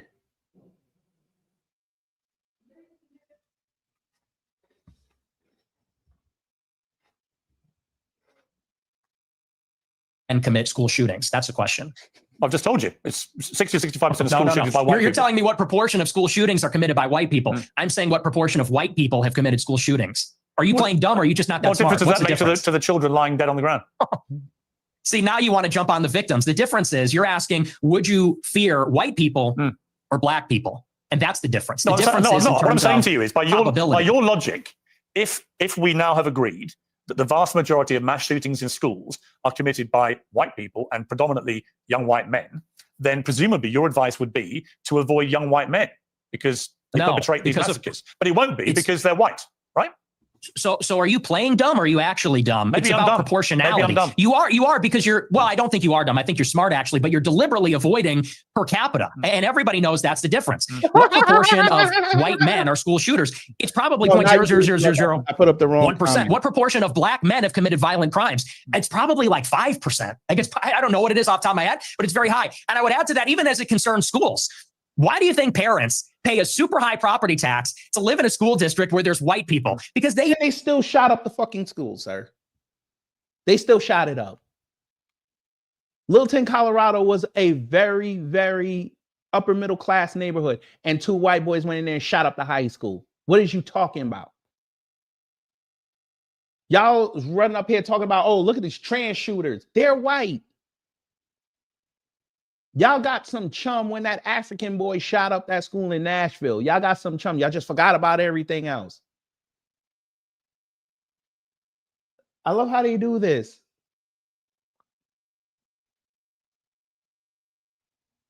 You white folk love your serial shooters. That's why you guys always do documentaries on them. If it ain't some school shooting, then it was, shout out to Torian bringing up the North Hollywood shootout. Y'all are praising heat all of a sudden again after 30 years. Y'all love your serial shooters. No, it wasn't all white. It was a suburb outside of Denver. It wasn't all white. I mean, predominantly, yes, but it wasn't all white. Who shot up Aurora's movie theater? Who did that? Oops. Know that if they go to the black school, it's going to be the Bloods and the Crips. It's going to be gangs. It's going to be, you talk about school shootings. Nobody talks about all the school shootings that are committed by gangbangers in and around the school and all the other violence that's associated with that. I mean, these schools in the south side of Chicago, it's just not. I have an answer for you, Nick. So the proportion of the population who carry out mass shootings is actually the same for black and white. For white people, the proportion of the proportion. Again, are you hearing it? No. I wonder when Nick is going to admit that Obama worked them. Yo, fuck nuts. Y'all do know Obama lowered the threshold for a mass shooting. They didn't. Never mind. Y'all got it. I think the trouble with your statistics is a lot of them don't bear much scrutiny. We have a bunch of fact checkers checking all this in real time because you do have a tendency to just come out with a lot of old baloney. And when you say, well, it's true. And when you're confronted with reality, you don't like it. What's the figure? What proportion of white people have committed school shootings? With white people as the denominator and white people that have committed school shootings as the numerator, what's that percentage? For both black and whites, the proportion of the population who carry out mass shootings generally is about the same. No, tell me the number, and then the only focus of your attention is the black shootings, the black crime. You don't want to live around black people. You want to avoid black people. You don't want interracial marriages or relationships that may produce black people. Except he said on his show that he loves black women, but you got it. And also said on his same show that, hey, at this point we're married. We have to marry white women for an obligation. He won't mind dating and marrying somebody outside his race. That's what he said. But y'all let that go. What's up, Tamika's Dan? How you doing? Shout out to your channel. Yeah, when I point out to you that there are many parts of crime in America where actually there's a majority of white people that perpetrate them, you don't care. You don't have any interest in that. It doesn't exercise your mind. Maybe no one's buying this. This argument lost. No one is buying this. Everybody understands per capita, and people can even see what you race ahead and say, well, we're comparing the proportion of white and black school shooters. I said, no, compare the proportion of school shooters that are white versus violent criminals that are black, because that was. There you go. You can't work it. This guy is dumb. You can't work a stat like that, you retard. Oh, Lord. So you're going to put the entirety of black violent criminals against school shooters when the school shootings are not even constant? I tell you, they dumb. I tell you, they dumb. And I apologize if you guys lost brain cells. I apologize. He can't be serious right now.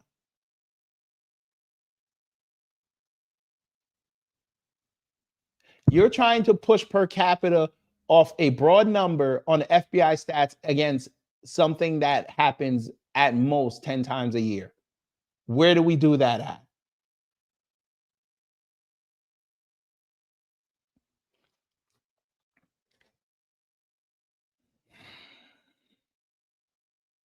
We know why he did it, because he doesn't have an answer why his cousins are out there shooting up each other in schools.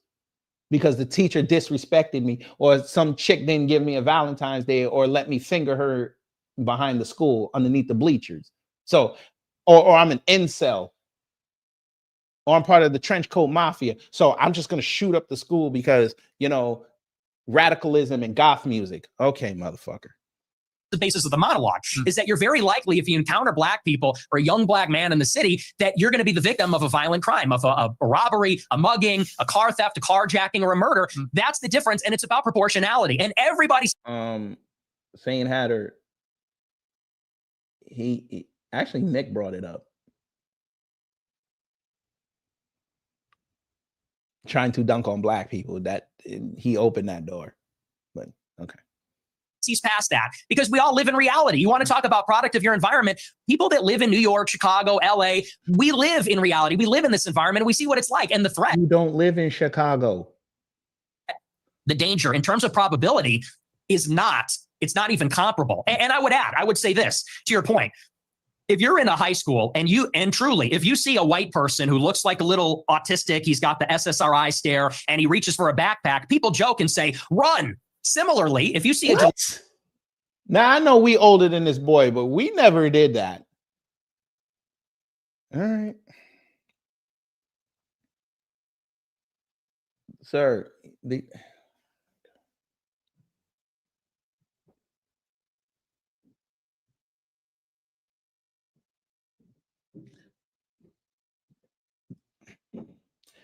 I guess you didn't listen when Nick originally brought up how people move away from, black people move away from black neighborhoods the second they get some money. Maybe you missed that part. Nick opened the door for him to start talking about school shootings. I understand it though.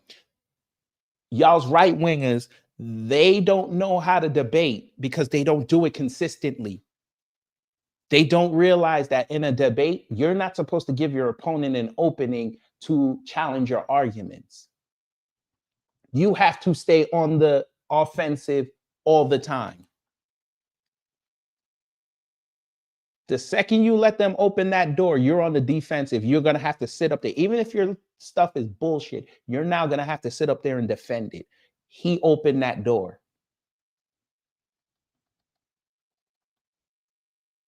Floppy pulling up with a bunch of black people in it and they got their pants around the ankles.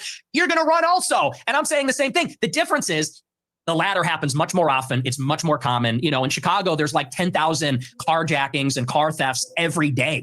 It's in the thousands. It happens all the time. How 10,000 carjackings? This fucking guy. Many mass shootings committed by autistic SSRI white people? I don't even know. I mean, it's probably in the single digits in the last decade in the city. That's the difference, and everybody knows that. But you're really just trying to carry water for liberal ideology. It's an ideological position. I'm really not. I can absolutely say yes. There is way too much black on black crime, for example, involving guns in Chicago. Black on white. What the fuck? Black on black crime? This motherfucker. Piers just got to make sure that his card is stamped. I understand. Go ahead, Piers. Also, yes, but there is way too much gun violence in Chicago, right? I mean, it's it's indisputable. I've got no problem saying that. The difference is I don't then lead myself into a thought process where I have to avoid all black people. Spoken like a white liberal. And you've already conceded that you are a racist. So when people hear you then say, I don't want to be living anywhere near black people, they already have heard you say, I'm a racist. So they assume you're doing that because of people's skin color. I don't think you would probably dispute that, right?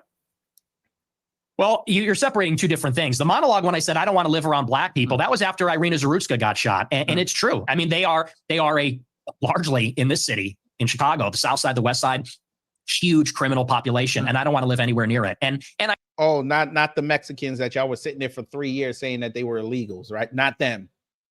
Not them. Okay. The Mexican gangs y'all got running around the city. They not violent. Okay. It's just the black folks. Okay. All right. Because don't nobody get shot in the north and east side of Chicago, right? They don't get shot. Okay. I do. I want to live in a white neighborhood. I think that that's extremely desirable. And I think even black people. Again, Nick, you're perfectly entitled to that view.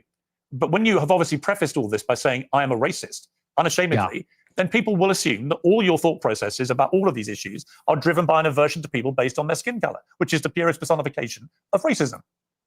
Well, it's not an aversion. I would say it's the opposite. I like my own people. My own people are familiar to me. And I think that's true across the board. I think that people seek out other people that are like themselves. And every other group does this, whether it's blacks, Hispanics, Asians. You know, I get a lot of attacks when I talk about that I'm against interracial marriage. And what's funny is that every other group is against interracial or interethnic marriage. Jews, but you're the Chinese, you're the product of an interracial marriage.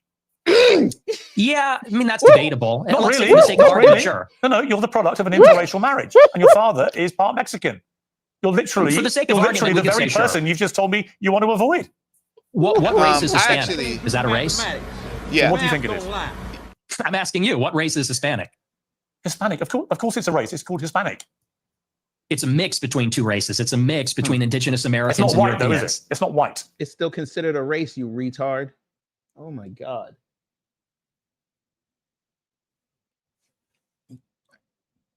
This is who these frog-faced idiots follow. Hispanic is a race, sir. Asian is a race. Black is a race. White is a race. American Indian is a race. They're racist. Oh my God. He can't be this. He can't. Well, you're more of a racial purist than me. You got like Not a one really. You drop just rule keep thing saying you going. only want to live in a Kind of. white neighborhood, but you're literally from a Maybe. mixed race background yourself. You've literally Yeah, got Mexican blood. I know, and I live in a non-white neighborhood too. I'm trying to get out of here, though. But I'm trying to get out. But Oh, sounds like your people failed you. Oops. Wait, so what is that I hear, Nick? So as soon as you get some money, you leaving? Is that what I'm hearing? You had to settle? Is that what I'm hearing?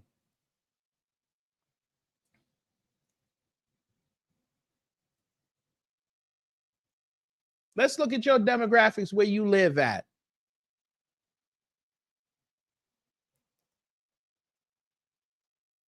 So he say he lives in Broadview. So 63% black. Y'all don't believe me. I figured you might not. There you go. 63% black, 21% Hispanic, 11% white. Why? And I see why you love that town. It's mostly male. But anyway, wink, wink, pause. But why did you move to a black neighborhood, sir? Huh?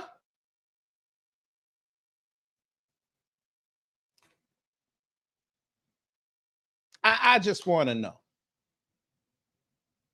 In a poor black neighborhood, working class, working poor. Why did you move there? Why? There was no other area in the Chicago suburbs, in Chicagoland, you could have moved to. You couldn't go to Indiana. Indiana right there on the border. You couldn't go to Wisconsin. Wisconsin right there on the border. There's nothing but an I-90 or I-94 trip up north. You couldn't go there. South Wisconsin. You went to fucking Broadview. I see. Okay. You got it, Nick. You got it.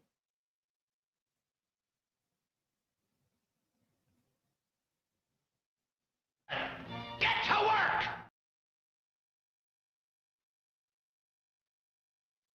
Wait, fuck. Where is it? Oh, there you go.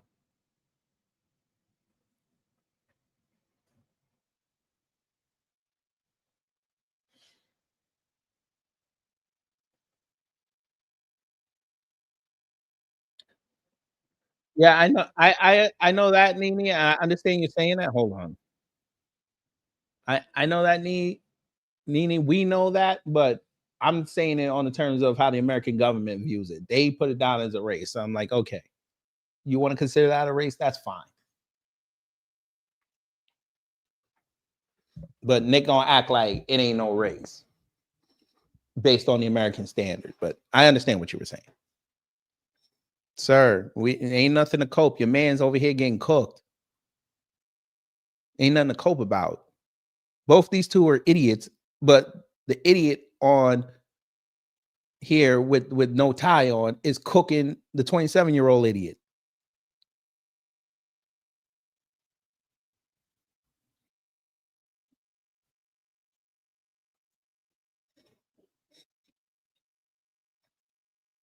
Here we go.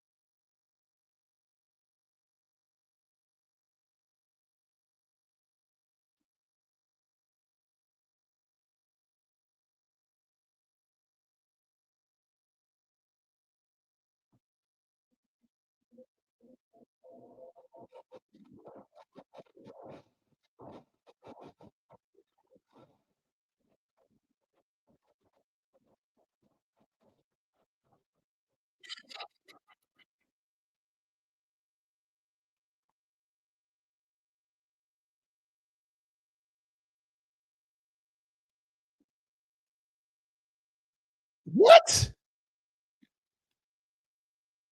You're right. We can't tell white people are either good or bad. You're right. Now you see how fucked up that sounds?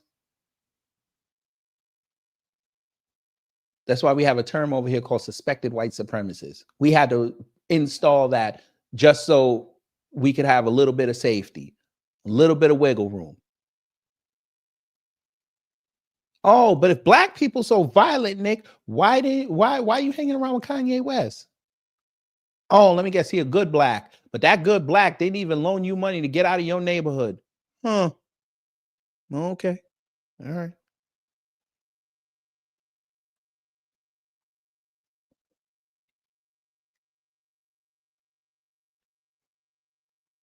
It'd be funny when it comes out that that shit was AI. That's gonna be hilarious.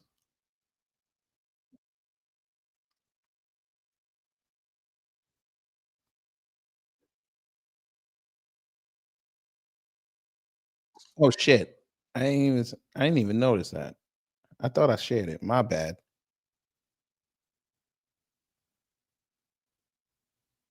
My bad, yo. I thought I had the right one. He wasn't really saying nothing there though. He was talking about Arena Zaruska. I was like, all right, whatever, motherfucker. You better hope that shit ain't AI. Y'all gonna look real stupid. Crimes, do you?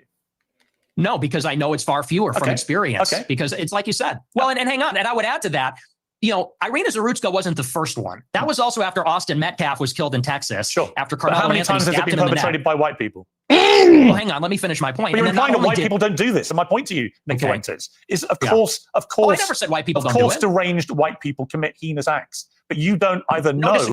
Cocksucker, you just sat up there and tried to say that white people shooting up schools is far less worse than black people committing violent crime. What?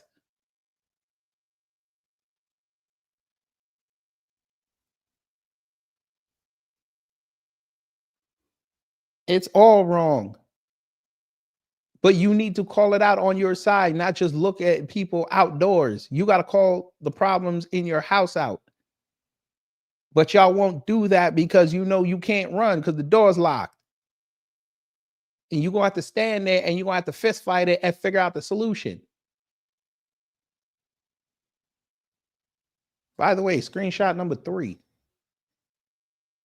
Agreement. You neither know nor care, or maybe both. Maybe you do know and don't care.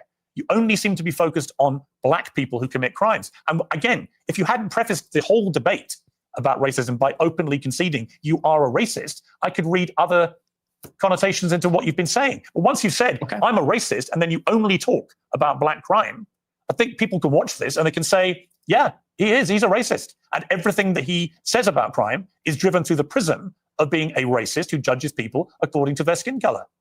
Well, it's funny because it's quite on the contrary. And I said this in a similar monologue. You know, the problem is not that I wake up and I walk down the street and I see someone that doesn't look like me and it makes me angry. The problem is there's a pattern of behavior, which we've all seen. Blacks in America have become narcissistic, and they become narcissistic because they've been told they're victims of racism. They're victims of slavery. They've been told, really, there's no accountability.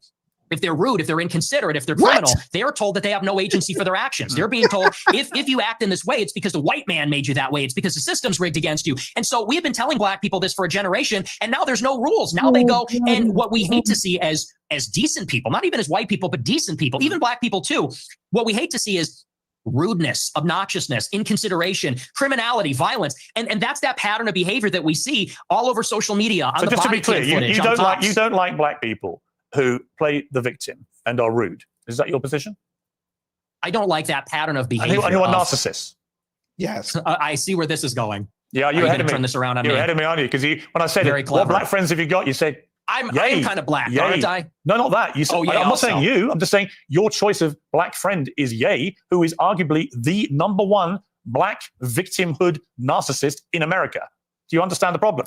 So he's your over a politician? Nah, I wouldn't put Kanye over no politician now. But go ahead. He's one of the very few black people you want to be associated with, but he's the epitome of what you just said you abhor about narcissistic black people. I disagree. What was the narcissism? He literally didn't even say anything on X yet, and they took away his account and tried to destroy that man. Now, I don't agree with everything he does, but goddamn, at least let him. They should let him get the tweets off first before they went and canceled him. Now he had plus. That's why he was able to get back. Because y'all don't know what he would have said. I disagree with you, and I'll tell you why. Because Ye, if you've ever met him in real life, I have, yeah.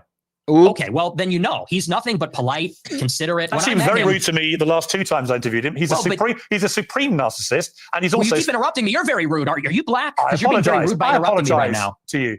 I'm giving you a hard time, but I okay, do want to finish my point. I do want to finish my point about Ye. He is a guy who, when I was with him, wanted to make sure that everybody was heard. Everybody felt included. He's actually a very soft-spoken guy, very polite. And by the way, not violent. When you look at all the rappers that are in the music game, many of them, especially from Chicago, drill rap, they're talking about killing people, shooting people, they gangbang. He notably, if you know about him, he got his start because he was a nerd. He wore a backpack and a polo, and he wasn't a gangbanger. He rapped about his feelings and girls and his dreams and his ambitions. So no, and by the way, he would tell me all the time, he doesn't even feel black. They make him feel not black because he doesn't do those things, because he's soft-spoken, because he's artistic, because he's a bit of a nerd or likes fashion. So I would disagree. He's actually not like that at all. But okay. We're talking He's also a Hitler-loving anti-Semite. And we're going to take a little commercial break here, and we're going to come back and talk about. That's why I like him. You see how you slipped that in there? That's why I like him. Oh, so you like Hitler? Okay, say less. We went from Stalin to now you liking Hitler. Okay, and you wonder why people don't take you serious. Go ahead. Okay, back with Nick Fuentes. Let's just turn to anti-Semitism. In your interview with Stephen Crowder last week, you answered emphatically that you don't hate all Jews. Is that correct? That's your position? Yes. Okay. So I want to play you this clip. Well, I don't hate any Jews. Let me just amend that. I don't hate any Jews. Okay, let's play this clip. The reason I've had it is because my opposition to world Jewry and Israel is rooted in absolute, uncontestable fact. We have the truth on our side. That's why we're winning, because we are telling the truth about the historical antagonism between Jews and Europeans, between Jews and Christians. The theological, historical, racial, cultural, and political antagonisms between organized Jewry and the Christians, organized Jewry and Europeans. And the reason that who put them in that position, sir? Wait a minute. Are you trying to tell us that the Europeans created their own problem? Huh? Who is we? Who is we? So Europe created their own problem and got pissed off that their problem got bigger than them. Oh, that's never happened. Are winning that argument is because it's real. It's true. I can prove it. I can show you. I can name the names. I can show you the paper trail, the money. Okay. That is why we're winning. That is why all of this is raising the consciousness. It's really not, sir. If you're going to bring up the Balfour Doctrine in the first UN in San Francisco, yeah, guess who put that together? America and Europe. So the two continents you loved put you on a path to hate Jewish people, or I'm sorry, you said not all Jewish people, but you're not going to call out the fact that America and Europe created that problem. You're not going to do that. Oh, okay. Got it. Get to work! Screenshot number 4. When you say you have this opposition to world Jewry, I mean, it's one thing to criticize, for example, the Israeli government over what it's been doing in Gaza. I've done that myself. When you talk about world Jewry, I presume you're talking about the 15 million Jews in the world, and you are opposed to them. How does that square with your position that you don't hate any Jews? Well, do you take issue with my use of the term world Jewry? Well, what do you mean by that? Or do you take issue with it? Do you have a problem with that? Clarify what you mean by it. How the hell is he supposed to take issue with something he don't know Well, what it it's is? funny you bring that up. The gaslighting's crazy because I use that expression on my show all the time. I say organized Jewry, world Jewry. And do you know that for like 30 years, the World Jewish Congress has an annual keynote called The State of World Jewry. Barry Weiss has given it. You can look it up. It's on YouTube. She gives the state of world Jewry. What do you mean? And so what? Okay. And guess what? In 30 years, y'all didn't give a damn about it. But if black people go outside and have a little rally, y'all all out there covering it.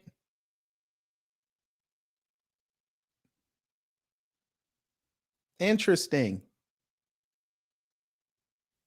But Nick, what do you mean by it? I mean, you have to talk about, there's a concept of Jewish peoplehood.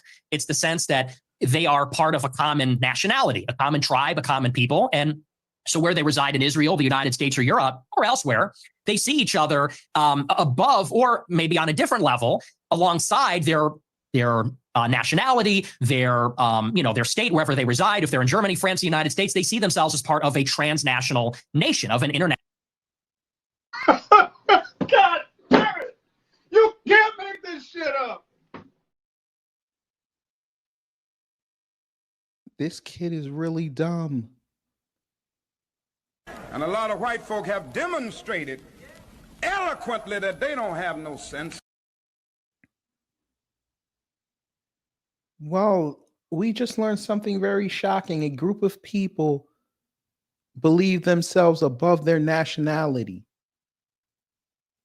because, God damn it, their cultural enrichment and their ethnicity trumps what flag they ride. Wow, Nick. Wow.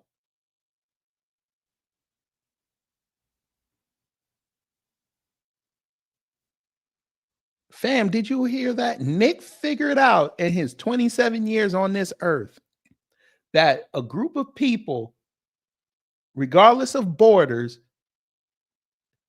can feel something for each other based on commonality.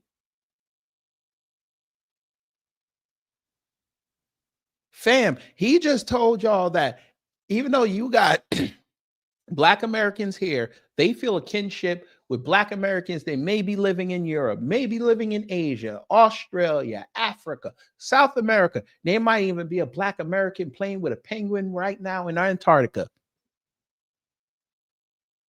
And y'all, he just figured out that y'all will beam with pride if they do something that's not in America or in America that is positive. You're not supposed to celebrate that. Interesting. Thank you, Nick. You taught us something.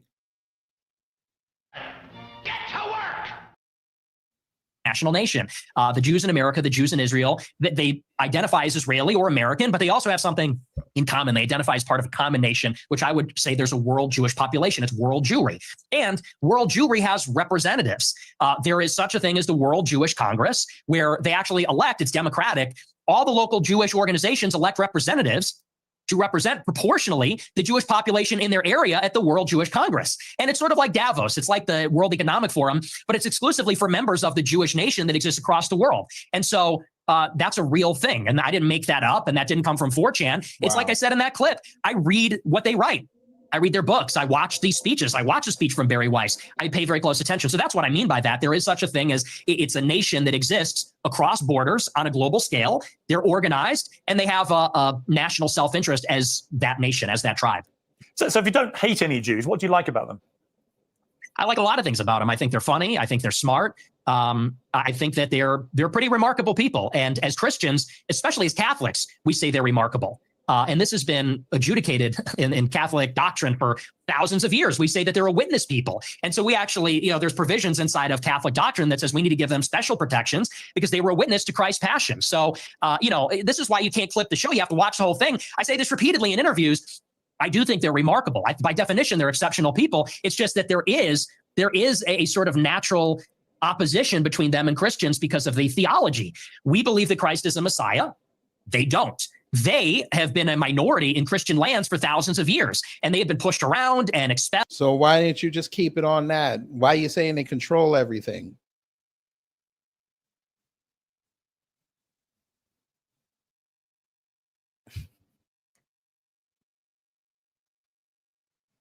You see how he's trying to change the message in real time?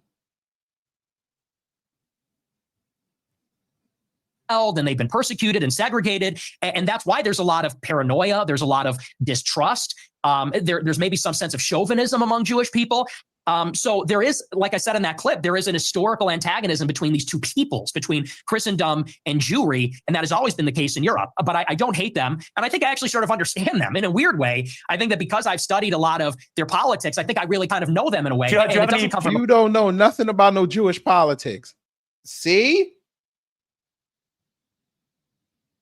Okay, go ahead. Place of hatred. Do you have any Jewish friends? I do. I have many, yes. But that's weird because you said this. Oh, shit. He pulled another receipt on him. Jews and Christians have never been friends, ever. Not since Jesus Christ fought with the Pharisees have we ever been friends. Not since Saul was leading the charge persecuting the Christians. Not since the Roman Empire, not since the Middle Ages. Never. We've never been friends. We've never been allies. We've always been set against each other, actually. And even here in the United States, it was communist Jews who were the architects of both communism and the civil rights laws that are dispossessing white Christians of their land and civilization. The Jews and Christians have never been friends ever, except for you and your Jewish friends. Yeah, so easy. As peoples, as nations. Got it. Not saying every individual Christian, and of course there have been Christians and there have been Christian converts to Judaism, Jewish converts to Christian. You're nodding your head, but you're asking this. I'm saying as peoples. No, because you're over here trying to explain away something that you said. Sir, words have meanings. People are going to take you at what you say literally. If I was just on my platform or they say all white people are evil and somebody presses me on that, I can't back out of that. I got to stand on it.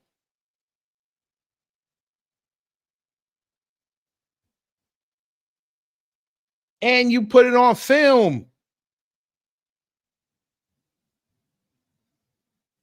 I'm a Catholic like you, and I have many Jewish friends. I'm just trying to compute what you're trying to say, which is Jews and Christians have never been friends ever. And I'm like, well, you have Jewish friends. I have Jewish friends. We're both Catholics. Therefore, we're Christians. You're Catholic. So it doesn't really quite add up. Well, like I said, as peoples, there has been an historical antagonism as peoples. And you could even say the same about blacks in the United States. Of course, there were black and white people that were friendly with each other, but in many ways, they were set against each other as groups. And I think that's easy enough to understand. The reason that many people think you're anti-Semitic is that you have regularly down. Damn, how the hell did he start just talking about Jews and Christians and Catholics? Why are black people in it? Damn. Played the Holocaust, and in particular, the number of Jewish people who were murdered by the Nazis. It's been said that you believe no more than several 100,000 have been killed. And I want to play you this clip. People talk about, well, you know what? Wild Jam, I'm gonna start calling him Kamala Fuentes. That's his new name, Kamala Fuentes. What about the gas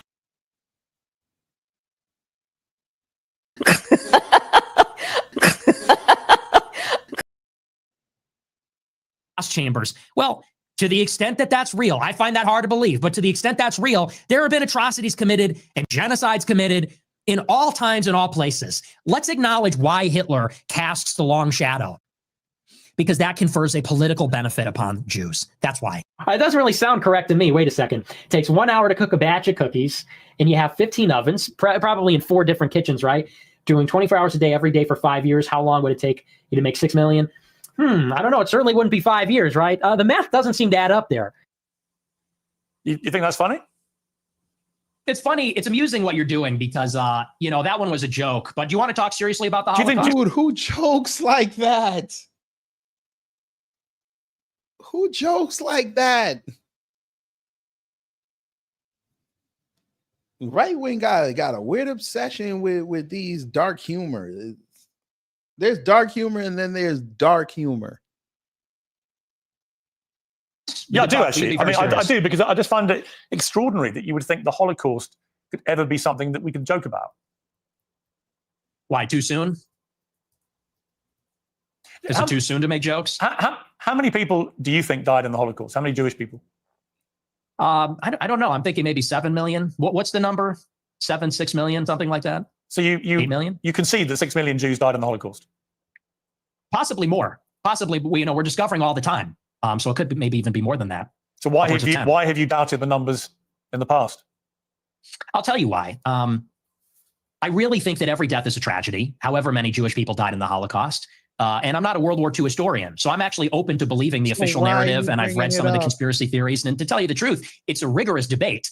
But you know what's interesting about this is in many countries, it's not even legal to talk about it. And that's really where my interest in the Holocaust begins and sort of ends, to tell you the truth, is that if you wanted to question the number, you would be put in jail in about, 17 or 18 European countries.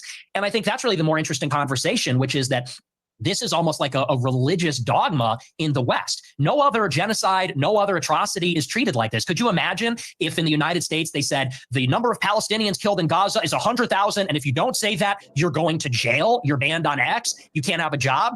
That's the part that's totally insane. And a lot of people, they can't even make up their minds. I think it's actually done a disservice. If your goal, and I'm not saying you as Piers Morgan, but if your goal, if you're an advocate for awareness about this, if your goal is to convince everybody that this is the way the Holocaust happened, I think the last thing you'd want to do is say that everyone that disagrees is in jail and is banned and you're not allowed to say it. So there's really been no open debate about the subject since the scholarship started to be produced about 60 years ago. There is no debate to be had about the number of people who were murdered. Even the Nazis in the trials after the war confirmed the numbers. The amount of documentation that was recovered, notwithstanding the attempts by the Nazis to destroy it, the amount of documentation that was saved and preserved and used for trials of historical record is unprecedented in the history of mass slaughter of human beings. So we have a very clear idea of how many people were gassed to death in the gas chambers. We have a very clear idea of how many were starved to death, were kept in ghettos, died of disease, of forced labor, of death marches. We know how many Jews were slaughtered. It's at least 6 million. What's interesting to me is that you appear to now concede that, which may be news to a lot of your regular viewers who have constantly heard you quibble with the number of Jews who died in the Holocaust. And for the record, just to confirm what I think you told me, you do now accept that at least 6 million Jews were killed in the Holocaust. Well, no, I said it could even be higher than that. Well, it could be higher. That is true. I think it's at least. But you I think you're accept right. at It is at least. Oh, it's at least 6 million. But okay. It could be 100 times more than that. Okay, the people are going to be. But let me respond to the rest of your question. Sure. What you're saying, I understand where you're coming from when you say it has been documented and there are confessions and so on. Let that speak for itself. But you don't see, your show is called Piers Morgan Uncensored. Yep. But the United Kingdom is censored and Europe is censored. And if you talk about these things, you will be put in jail in many countries. And I think that's where a lot of people start to say, well, if the truth is so clear and if there's such overwhelming evidence, why do you need to throw people in jail for disagreeing? And you yourself said, well, there is no debate. I think everything is debatable. I think everything at least should be debated. And if the evidence is very one-sided, like your sexuality, let the evidence speak. Don't throw people in jail. So do you think that Holocaust denial laws should be overturned? I don't particularly agree with Holocaust denial laws. I don't think people should be imprisoned. Okay. Well, because I have a blanket view now, which has evolved slightly actually over the years, that I have a blanket view that speech should not be criminalized, right? People should be allowed to say what they want to say, and they should be then made accountable for what they say. If you have an employer, they can make a view about whether you are the right kind of person they want for their employment, as they would make a decision about anything else you do in life. So I actually believe that speech should never be criminalized. It's my personal view. I understand why in places like Germany, they have strong laws about it because they want to move on from what they believe was the most shameful moment in their history. I understand that. Do I want that in my country? No.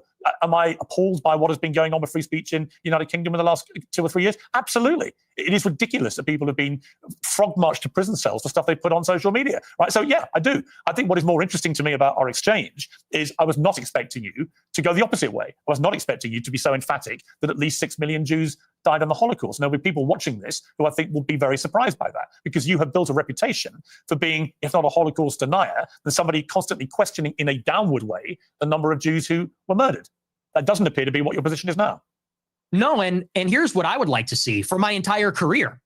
When I started my show, it started with a good faith inquiry where I was questioning a lot of these narratives. And I said, what is the answer on the other side? But what I found is that the answer was criminalized. So when you would talk about anything regarding Jews, Israel, the Holocaust, you could be in favor of the official narrative on those things. If you went against, you were banned, censored, and in some countries jailed. And so I actually haven't made up my mind on that because that's not really a matter of interest to me. And there's a lot of analysis and scholarship on both sides of the issue. And I've read both sides of the issue. And honestly, unfortunately, it's hard to judge because there has never been there's never been a debate on it. And there's never been a debate because of the stigma, because of the censorship. And I think that leads a lot of people to say, well, what do they have to hide? Because you can say on your show, well, I'm personally against Holocaust denial laws, yet they still persist and the social consequences still persist. And I think that that is the anomaly. And people have to wonder, okay, why is it that way? And what I said in that clip is the reason the Holocaust casts a long shadow is because it confers a political benefit upon organized Jewry. That is what they always fall back on. They cannot be criticized. They cannot be named. They cannot be talked about, lest there be another Holocaust. And no other tragedy is treated that way. And no other ethnic group has a get out of jail free card.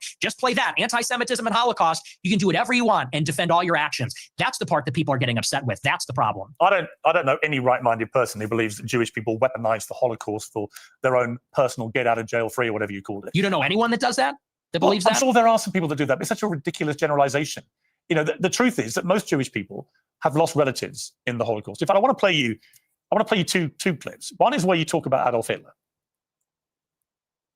Hitler was a pedophile and kind of a pagan. It's like, well, he was also really fucking cool. So, you know, time to grow up. We're not children anymore. Am I right? Am I right? Am I right, boys? Am I right? Let's go. He was also really fucking cool. You regret saying that? Saying a fact? No, that's absolutely true. You think Hitler was very fucking cool? Yes, I do. One of them, and I'm tired of pretending he's not. Well, to be honest, this is the problem. You see, it's a bit like when you just say, "I'm a racist." You're a racist who thinks Hitler's cool, but you're not anti-Semitic. If you're a Jewish person watching this, what are they thinking? I'll tell you what they're thinking. Because I've got a friend of mine called Danny Finkelstein, who, when he heard I was interviewing you, he's a Times journalist in the UK, very eminent journalist here, and author, who wrote a book about his own family's experiences at the hands of Hitler and Stalin, because he also told Tucker Carlson that you admire Stalin. But let's just take what Danny said here. Hi Piers, it's Danny Finkelstein here. As you're interviewing Nick Fuentes, you might try suggesting to him that he reads my book, Hitler, Stalin, Mum and Dad. It's called Two Roads Home in the United States. Since he says he's on Team Hitler, you might like to ask him about the fact that Hitler arrested my mum, tried to starve my mum to death, did starve my grandmother to death, sent my great aunt to the gas chamber, my great uncle, my cousin. My grandmother on my father's side ended up being one out of 7 children, the only one that survived the war. So you might ask him whether he wouldn't rather be on Team Mum rather than Team Hitler. And as for celebrating Stalin's birthday, well, Stalin took my father, sent him to a state collective farm, sent my grandmother and to a state collective farm, sent my grandfather to the Gulag. You might try asking him why he doesn't celebrate Dad's birthday rather than Stalin's. It may all be a big joke to him, but he complains that he was 18 when someone tried to cancel him. Well, Stalin and Hitler arrested my mum and my dad when they were 10 years old. So perhaps he might like to reconsider his joke. See, that's the reality of your jokes, although I haven't ascertained yet whether you are joking when you say that Hitler was very fucking cool. Are you joking, or do you actually think he was very fucking cool? The most genocidal monster of the last 150 years? Yeah, the thing is, my generation, we're just done with the pearl clutching. You know, you might be, but then your generation hasn't gone through what Danny Finkelstein's family went through. So maybe the pearl clutching has a way to go for families whose family members were murdered. Yeah, we got all that. Me mom. Like I don't even know who this person is. Why is this person talking to me? This old British guy is saying me mom got killed by Hitler. Because he doesn't find it funny when you say Hitler's very fucking cool. I don't care. I don't care. I know you don't care. That's fine. You don't have to care. But he does care. Does that guy care about America? Does that guy care about me and my country and my family? No. He cares what you, a prominent... Because he probably likes curry.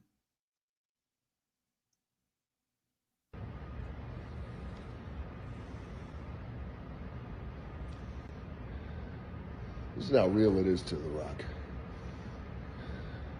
Chills. This is how real it is to The Rock. Why do you care? We're not even talking about Starmer. But okay. Conservative in America has to say about Adolf Hitler. And what do you mean by Hitler is very fucking cool? Because I think he's very fucking a monster. Okay. That's a clip. I think he's very fucking a monster. Do you hear yourself? Yeah, I mean, can we all grow up? I do. Can we all grow up? He murdered 12 that is million childish. people. He murdered 12 million people. What is very fucking cool about that? Tell me. The edits, it's just cool. The uniforms, the parades, it's cool as a guy. You look at World War II and it's fascinating and it's interesting and it's compelling. and it's cool. And, you know, we're just tired of saying these kinds of things. We want to talk like real people and give our honest opinions. And then we literally get an old Jewish guy from England who's going to say, oh, that's not very funny, mate. Me mom. And it's like, shut up. Like, you know, no one is in favor of genocide. So let's just get that out of the way. We're not in favor of a Holocaust or genocide. Do you think if half your family years ago, you think if half your family had been wiped out by very fucking cool Hitler, you'd still think he was very fucking cool? Or would you think that actually he was a despicable monster who murdered 12 million people, who targeted people because they were disabled or Jewish or Romani Gypsy or whatever it may be, and that he systematically destroyed people, incinerated them in gas chambers? Do you think that you would find it very fucking cool if your family had been through that? Or do you think you would find it very fucking disgusting? And perhaps moderate the number of times you laugh about it or want to joke about it or want to abuse someone like Danny Finkelstein, who's written incredibly powerful books about what happened to his extended family at the hands of the Nazis and your other hero, Stalin. See, my point to you, Nick Fuentes, is that in parts of this interview, you try to come across as moderate, but every now and again, the mask slips. And it slipped again here with what you say about... Caught him. I told you, they all trying to go into the middle now. About Hitler. There's nothing very fucking cool about Hitler. We know that from history now. We know what he did. You've already conceded that he murdered at least 6 million Jews. So when you say he's very fucking cool, Jewish people watch this and go, Germany. This guy's disgusting. Why would he say this about someone who perpetrated such an evil? And what's the real answer? Why do you? Is it just for clicks? Is it for... No, Piers, you know what the real answer is. Assumption is the mother of all fuck-ups. Why do you feel the necessity to insult people? Again. Is that... Where's the script? Read the script. Is this a big defensive thing that you've got? Read the script. Why don't you read your own script? He's actually not trolling, but I figured y'all would have thought that. Money? Is it just for fun? For shits and giggles? What is it? What motivates you to say something like Hitler was very fucking cool? It's for this. It's for all of this. And the lack of self-awareness is amazing. You're a boomer. You're a 60-year-old boomer. And we've spent maybe 3 minutes on you saying, he's a really fucking monster. He incinerated people. This. And I'm sitting here saying, it's not that serious. It's not that deep. And, not that what serious. I'm getting at... Not that serious. Do you want to say more about he's a monster? You're not kidding yourself. He just told everybody that it's not a genocide. He's against genocides. And he literally just admitted like 5 minutes before that Hitler killed more than 6 million Jews. That would be considered a genocide, sir. But he's fucking cool. So you're cool with him as a person, but you're gonna tell us you're not cool with what he did? Huh? Okay. Anymore. You're not a teenager. I know. Right? You're nearly 30, to be clear. Yeah, okay? You're a fully formed adult who has a brain, right? And at some stage, that brain is taking you off these rabbit Is this an warrants. interview or is this a lecture? Can I respond to what you're saying? I want you to explain why you think it's fine to say how fucking cool Hitler is and to dismiss the very powerful 90 seconds from a British journalist who lost a lot of family members to the Nazis in such a callous, dismissive manner. I don't think it's powerful. I think we've been hearing that our entire lives. Okay, the Schindler's List. Let's just be honest. The propaganda is over the top. We have been in America. What about the Schindler's List? Tell me about the Schindler's List. Well, tell me about the Schindler's List. I'll tell you about it. We have been browbeaten as a people, as Americans, as Westerners, for our entire lives.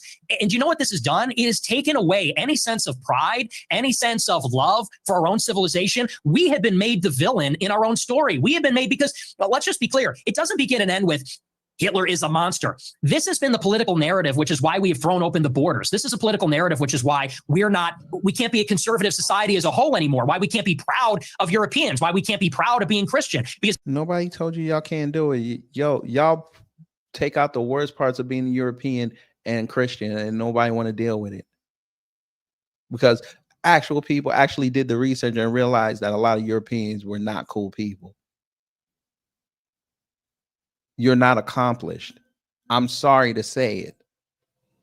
What Europe has, they got from other countries. They got from other civilizations. Europe didn't create math. You got that from Africa and the Middle East. Your Arabic numerals, 0 through 9, where did that come from? The Middle East. And you let somebody on X troll y'all thinking that, oh, Mondami's going to change the numbers to Arabic, not even realizing that they were Arabic.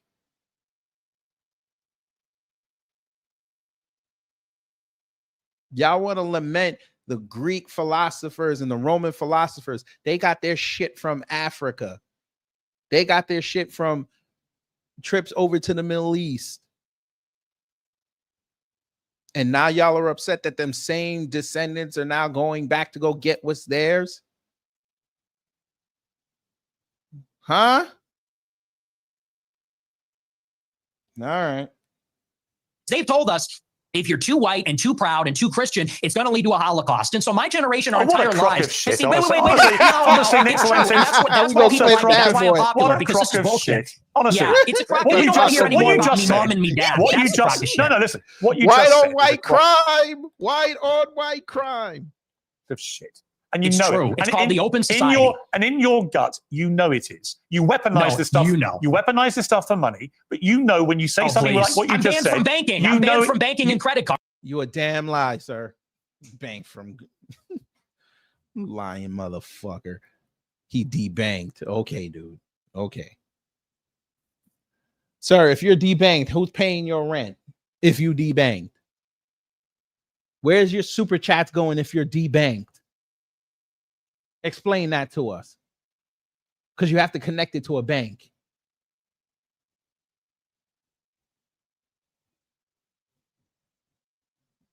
That's why people like me. That's why I'm popular, because this is bullshit. Honestly. Yeah, it's too proud and too Christian. It's going to lead to a Holocaust. And so my generation, our entire lives. Honestly, Nick, now, for those who have been here for a while, which was better? What Piers just said, or when Van Lathan told Larry David, get the fuck out of here? That is hilarious. You weaponize this stuff for money, but you know when you say something like what you just said. I'm banned from banking. I'm banned from banking and credit cards. You know who you're talking to? Yeah, do it for money. By the way, how much money you make? Your that's company's worth $100 million. Your company's worth $100 million. I was banned from Bank of America. I'm banned from processing credit cards. And you shouldn't have been. But I am. So don't tell me I'm doing it for money. Well, ask me my opinion about that. If you didn't do it for money, you shut off the super chats. Oops.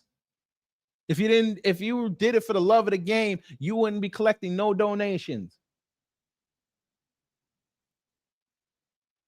Oops.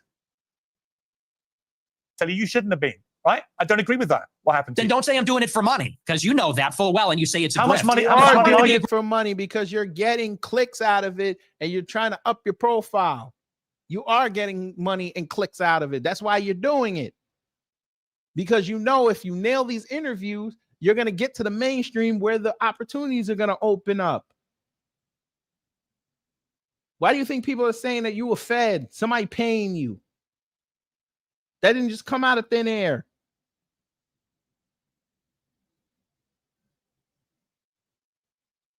Grifter, I'd be like you. How much money are you making? I'm making a lot of money now. Yeah. Now that I'm the #1 live streamer in America, because people agree with me more than they agree with you. We're tired of hearing about slavery and the Holocaust and Jim Crow. We're done hearing about that. You guys I'm not done hearing about that. Okay, well, your generation's on the way out, and Generation Z is coming up, and we're finished with that. We're ready to take our country back. I've got three sons. I've got three sons, and they don't share your views about slavery and about the Holocaust. They can have decency and compassion and humanity about some of the worst things that have happened in the last 150 years or more. They can do that, and they can also have concerned views about issues like immigration and other issues. How do you tell this lie like we can't go look? He can't be serious. I just found some website. They have Aiden Ross on here. He get 72,000 on average. And this is for this week. So where are you? I'll go to America. This is just America. They do Kick, Twitch, and YouTube gaming. Okay. So they don't even count Rumble.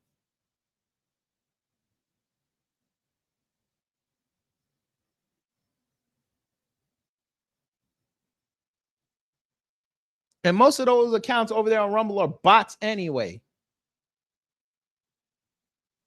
So where are you doing this at?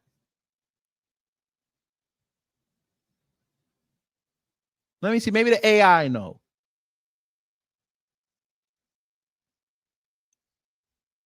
Kai Sanat. But you want to tell everybody that all right, you got it, dude. Two things are not mutually incompatible. You can have different views about different things. It's your lack of humanity and compassion for people about things like the Holocaust, about slavery. It's that people find so contemptible. And I don't understand why you need to do that. Again, I just ask you, is your motivation financial? Is your motivation for fun? What is the motivation to saying these outlandish things, which you don't need to say, and which I suspect, I don't know, I suspect a lot of it is performative. So what is the motivation? I'm an iconoclast. The Holocaust is not my religion, and it is treated like a religion. It is treated like a religion with dogma, with blasphemy laws, and that secular religion says, and you say that's a crock of shit. It's intentional. It's called The Open Society by Karl Popper. It's by these architects of the liberal order after World War II. They got together and they said, how can we make sure that Hitler never happens? How can we make sure that totalitarianism never happens again? And they came up with a consensus, which is that we need to take down nations, religions, fathers, the authoritarian personality. We need to be empathetic and altruistic. We need to be diverse and pluralistic. And that experiment isn't working. And I'll tell you the truth right now, and you can laugh at this, you can scoff at this. Our people are being genocided in our country. 50% of the live births in the United Kingdom and in the United States are non-white. In 100 years, my ancestors, your kids who are so empathetic and that's why Trump is trying to import the white numbers instead of giving white families incentives to have families, like tax breaks. He's pulling out that bullshit, whatever scholarship bullshit he put out, or that savings account. I'm sorry, that savings account, which I did cursory research, and it's tied to BlackRock. Okay, so you didn't even get the official banks to do it. You went to BlackRock.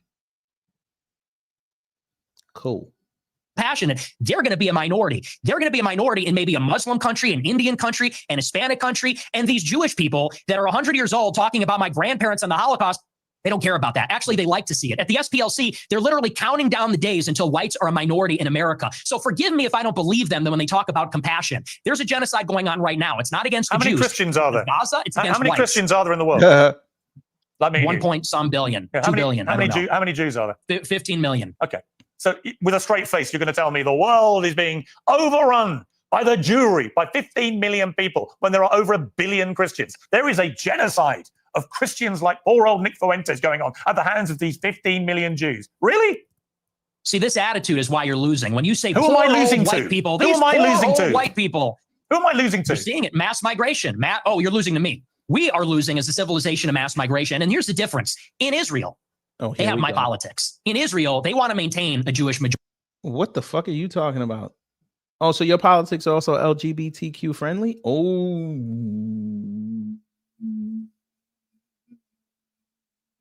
Uh-oh. Haven't been to the show, so you wouldn't know what it is to win. Did you forget about that, Nick? Oh, they share your politics? So, Mr. I'm against genocide, you cool with them lobbing bombs 15 miles away from where the Jewish people stay at? Oh. That's what we doing. That's what we saying. They got your politics. The West Bank and the Gaza Strip, we just shoot indiscriminately at kids trying to go to school. That's your politics. Your politics is Bibi Netanyahu. That's your politics. And his right-wing parliament. That's your politics. Say less. Screenshot number 5. Majority. If they had it their way, it would only be Jewish people. They're fighting like hell so that Jewish people can have as much territory, a Jewish state. They can be proudly Jewish in their own land. Whereas in America, we are being besieged by 10 million illegal immigrants in 4 years. And then whites and Christians are going to be the minority. And that's true. And I bet you in that 10 million is goddamn white people in there. But you didn't want to bring that up now, did you? Only white people that were crossing through Canada and Mexico. Oops. Oh, Nick, how come you didn't mention all them white people that left and went to Mexico? Why didn't they go to another white country? Oops.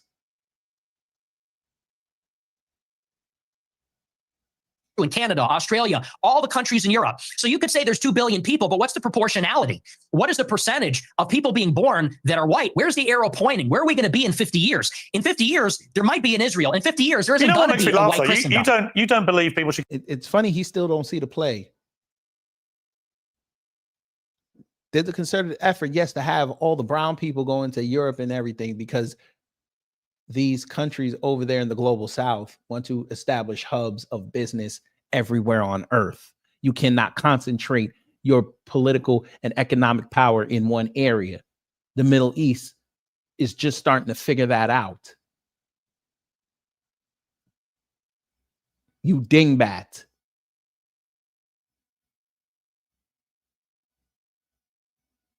Why do you think they keep going into Africa? Why do you think they keep going into Europe? Why do you think they have a hub in South America? Why do you think BRICS is courting Canada and Mexico? Why do you think Saudi Arabia is compelling China to do business with Japan and, like I said, Canada and Mexico, telling them to go get deals done? Do you think they just did that because they said there's another economy there? You just go do that? No. When the plan is fully realized, they'll be having money coming into one central authority, but they're going to have thousands of hubs all over the world. It's called extraction. And you dumbasses with your laws, so you could go try to oppress black people, you let it happen. And when people brought attention to it, you ignored them. You dickhead. But I know you, Nick. You don't know nothing about BRICS. Because it's not a subject you would be well versed in because there ain't too many black people involved. And ain't nobody doing no mass shootings over there. Get married, right? I think people should get married. I'm a Christian. But you're basically anti-marriage, really. You've talked about this. You've talked about. Are we done talking about white genocide? Well, no, I'm coming to the same part because you seem very resistant to the idea of marriage. You've never got married. You've talked very scathingly about henpecked husbands. Let's take a look. That's true. Guys get to a certain age and they're like, you know what? Women suck. Like they're talking too much. They're not hot anymore. Like you're fat, you're chubby, you're not as hot as you think you are. You fucking talk too much. You're a bitch. So we'll obviously get to the brazen misogyny part of that a little later. But I'm just curious.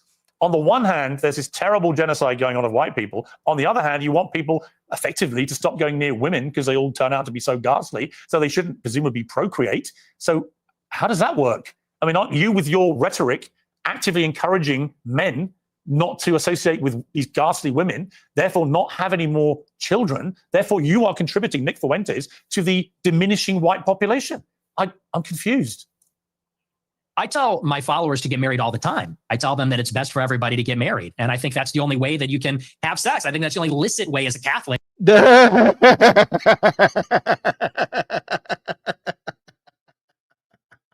Y'all trying to get me go to hell.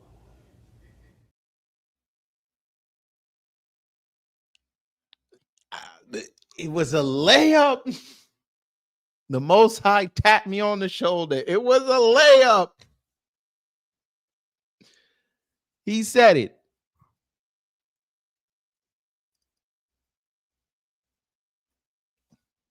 I'm confused. I tell my followers to get married all the time. I tell them that it's best for everybody to get married. And I think that's the only way that you can have sex. I think that's the only licit way as a Catholic. Why don't you get married? That's not the only way to have sex, sir. Do we have to have a conversation?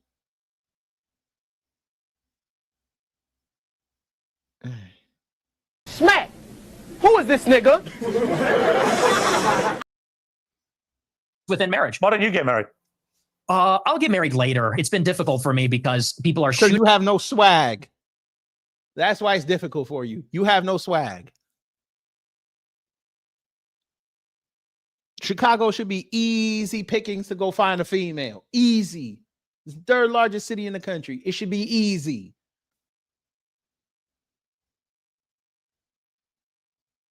At the minimum, you should be pulling Roseanne.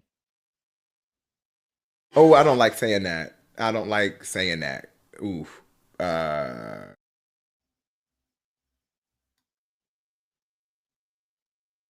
But you know, at me at my house. I don't know that I don't want to have kids and a wife. You know, my wife would be screaming about that. Me, you know, I have to be able to take risks and be able to say these things. It's difficult to bring a family into a life that's like that. But for my followers, I tell them to get married. But what's happening with women? You literally just told your followers, well, hang on, in that clip, you literally told followers, women, they get old, they get fat, they get ugly, they get very annoying. So where's the incentive to get married to women? There isn't one. You're actively telling them you're the opposite. You're extrapolating a lot. We can complain. Just quoting you back yourself again. No, but you're extrapolating and saying, well, you say women are annoying, so therefore, what's the incentive? We have to do it in spite of the fact that they are annoying. We have to do it in spite of the fact that they talk too much. We can get them to lose weight. We can put them on pep. Remember, he said that marrying white women is an obligation. Okay. Tides. We can get them to the promised land, but it's going to be. Do you think this view of women may be why none of them want to go near you? Oh, you should see my DMs. It is quite the opposite. They're called the Groy bets, and I'm actually batting them away. Granted. Now you see how you telling that lie, sir. That's a bunch of Indian bots. Come on now, don't do that.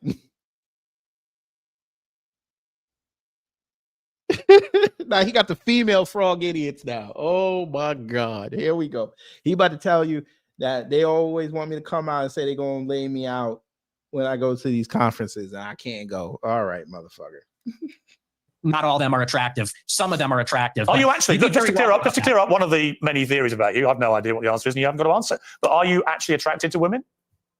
I am attracted to women. You're not gay? No. But I will say that women are very difficult to be around. Okay. So why are you gay? And do you think they should have the right to vote? I do not. No, absolutely not. They should stay at home?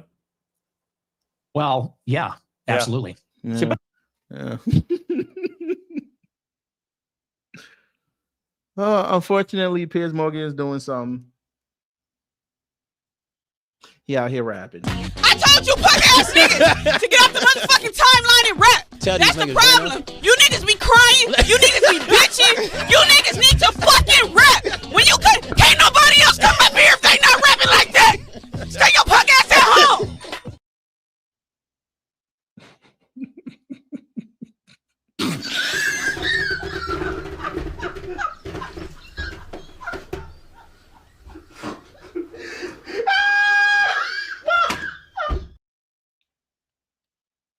How you getting beat up by a 60-year-old Gen Xer? How is this possible? Go ahead. Basically, you're just a misogynist old dinosaur, aren't you? Oh, for a young guy. Yeah. I mean, I know I'm the boomer. I know I'm the boomer here, but actually, you're a 27-year-old dinosaur, aren't you? Aren't you, Nick Fuentes? All women, I am. all women are annoying. All women grow fossil. old. They all get fat. Says the guy. Have you ever had sex? Oh my God! No, absolutely not. Wow. Says the guy. Oh my God! No! How did you not end the interview right there? Again! How did he not end the interview?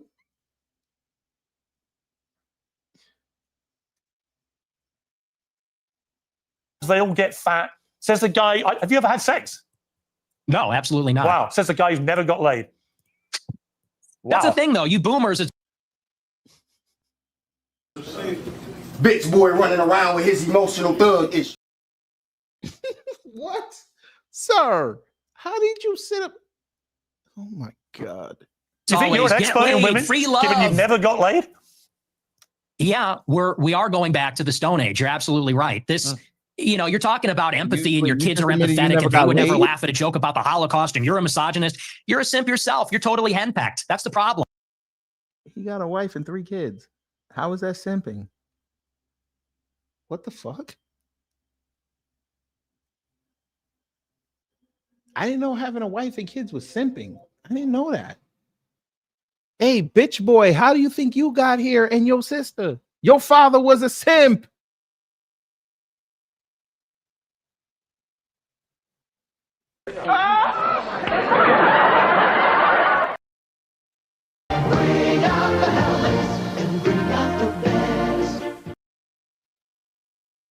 Nick Fuentes, your father was a simp by your own logic. He did it again. Sharp like a razor to blood clot. The nigga sat up there and talk about simps. Your daddy was a simp. He simped twice. Fuck you talking about?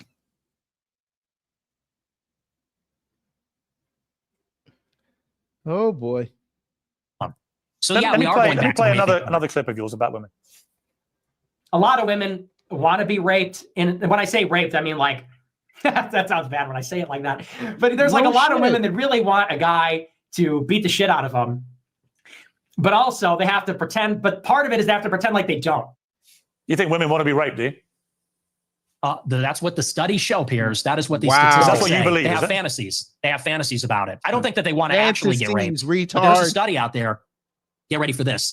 It says 62% of women have rape fantasies. And if you read anything that they're reading, if you watched what they're watching, what do you think 50 Shades of Grey is about? What do you think Twilight is? This motherfucker brought up 50 Shades of Grey, and that book ain't been relevant for about a decade. What? He a full loser. All right, say less. Keep going. About. I mean, that's just true. You think women want to have the shit beaten out of them, as you said?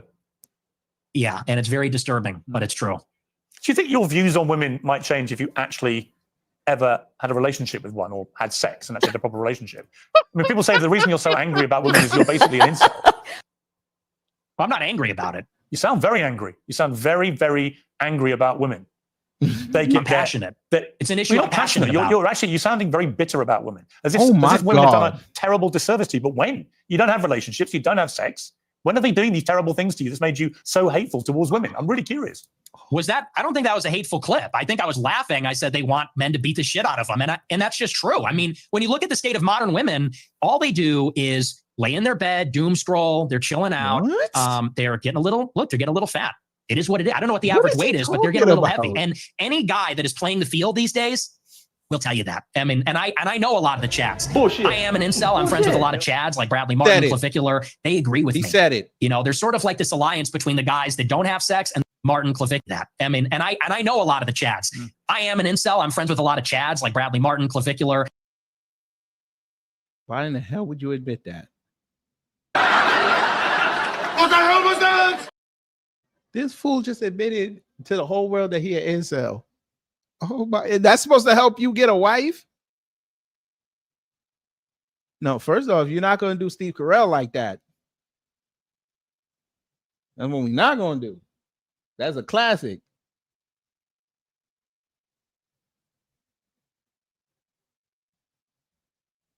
Shout out to the black guy that was his friend that helped him get laid. I'm just saying. This is what we're not going to do. Yeah. Oh, by the way, screenshot number 6. I can see why no chick will touch you if you look like that. They agree with me. You know, there's sort of like this alliance between the guys that don't have sex and the guys that get the most sex. We know what women are about. It's the guys in the middle. Guys like you in the middle. It's the beta male orbiters that say, she's amazing. You're a misogynistic pig. Because I don't know what that is. I guess. Well, come on, let me explain to you what I think it is. I think when a 27-year-old guy who's never got laid, never had a meaningful relationship with a woman, says that women shouldn't be allowed to vote, they should stay at home, that all they do is fantasize about being raped and being beaten up, that's what they want, that they're annoying, that they get fat, that they get ugly. That's a misogynist. Now, you may not understand it because your knowledge of women is so incredibly tiny, but actually you are the embodiment of a misogynist. It couldn't be clearer. And if I was in a way, you have the deep-rooted misogyny of some of the actual boomers I know. Yet here you are, 27 years old. And most of the current studies show that a lot of men are really disenfranchised from society, no longer have physical relationships with women if they've ever had them, never associate with women, and build up instinctively misogynist views about women. And I fear you're in that position. I ain't gonna hold you. There was an episode of the L Word back in the day, like when they were doing the credits. All of them were in there talking about what they would call pussy. I bet you this boy would feel uncomfortable in that whole conversation. I ain't gonna hold you. It's a bit of a lonely guy who wants to get laid and can't for whatever reason. And it's made you bitter about women. And I don't know where that's come from, but it's fascinating. No, see, here's the thing. First of all, you're very caught up in the labels. It's always, you're a racist, you're a misogynist. You said you were a these words mean nothing racist. to me. Well, You hang on. gave Whoa, yourself, can I respond? You gave yourself the label. What is this? You said, I am a racist. I didn't give you the label. Okay. You said, Nick Fuentes, I am a racist. Calm down. Calm down. Did you or didn't you? It's okay. Did you? Yeah. Okay. But so here's I didn't give you the label. You did. Why are you yelling at me? Because you're trying Why to are you infer screaming at something me? that didn't happen. You said, I gave you the label of being a racist. No. Oh, he got his feelings hurt. Screenshot number 8. He got his feelings hurt. I prayed for this and it happened.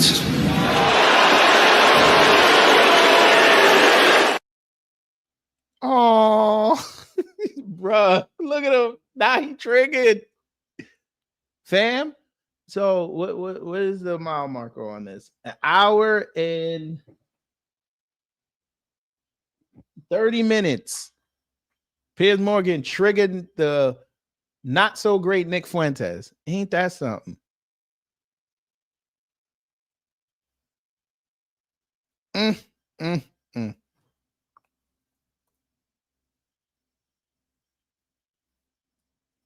Whoever said that, you just reminded me of something.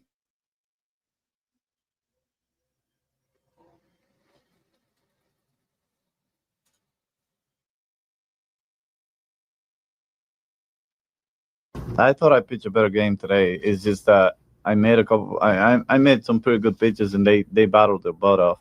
And y'all know where he about to go with this. Tierra is a good example, hitting good pitches. Matsui did it earlier in the game too. Keep going. Abel hit pretty good pitches. What happened? What's your conclusion, Pedro?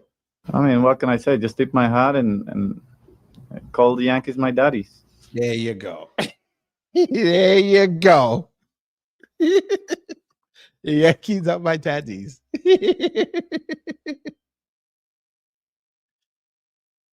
Oh, God. This is hilarious. I can't believe this. Gave you the label of being a racist. No, you did. You said, I'm a racist. You gave yourself the label. You're going to have to tone it down a little, all right? You're going to have to bring it down a notch and relax. This is just an interview, okay? Please calm down. All I said is you're hung up. I didn't say you gave me that. Maybe I did. You did. But here's what I mean. What I mean is you're just hung up on saying, I'm proving you're a misogynist. Okay, you're a racist. Okay, you deny the Holocaust. And I'm not about the labels, You man. didn't deny I'm the just Holocaust. past that. As I said to you, look, Nick, as I said to you, I just wanted to go over the stuff that everyone uses out there about you and get you to respond. And we are getting, I think, a long way in this interview. Right? Okay. You didn't deny the Holocaust. You accepted there's been a Holocaust of at least 6 million Jews. I'm a maximalist. I'm a Holocaust. That is significant. You I think did it's admit more. you did admit you're a racist, and you have spelled That's out true. a thought process about women, which is the purest definition of misogyny that I've ever seen.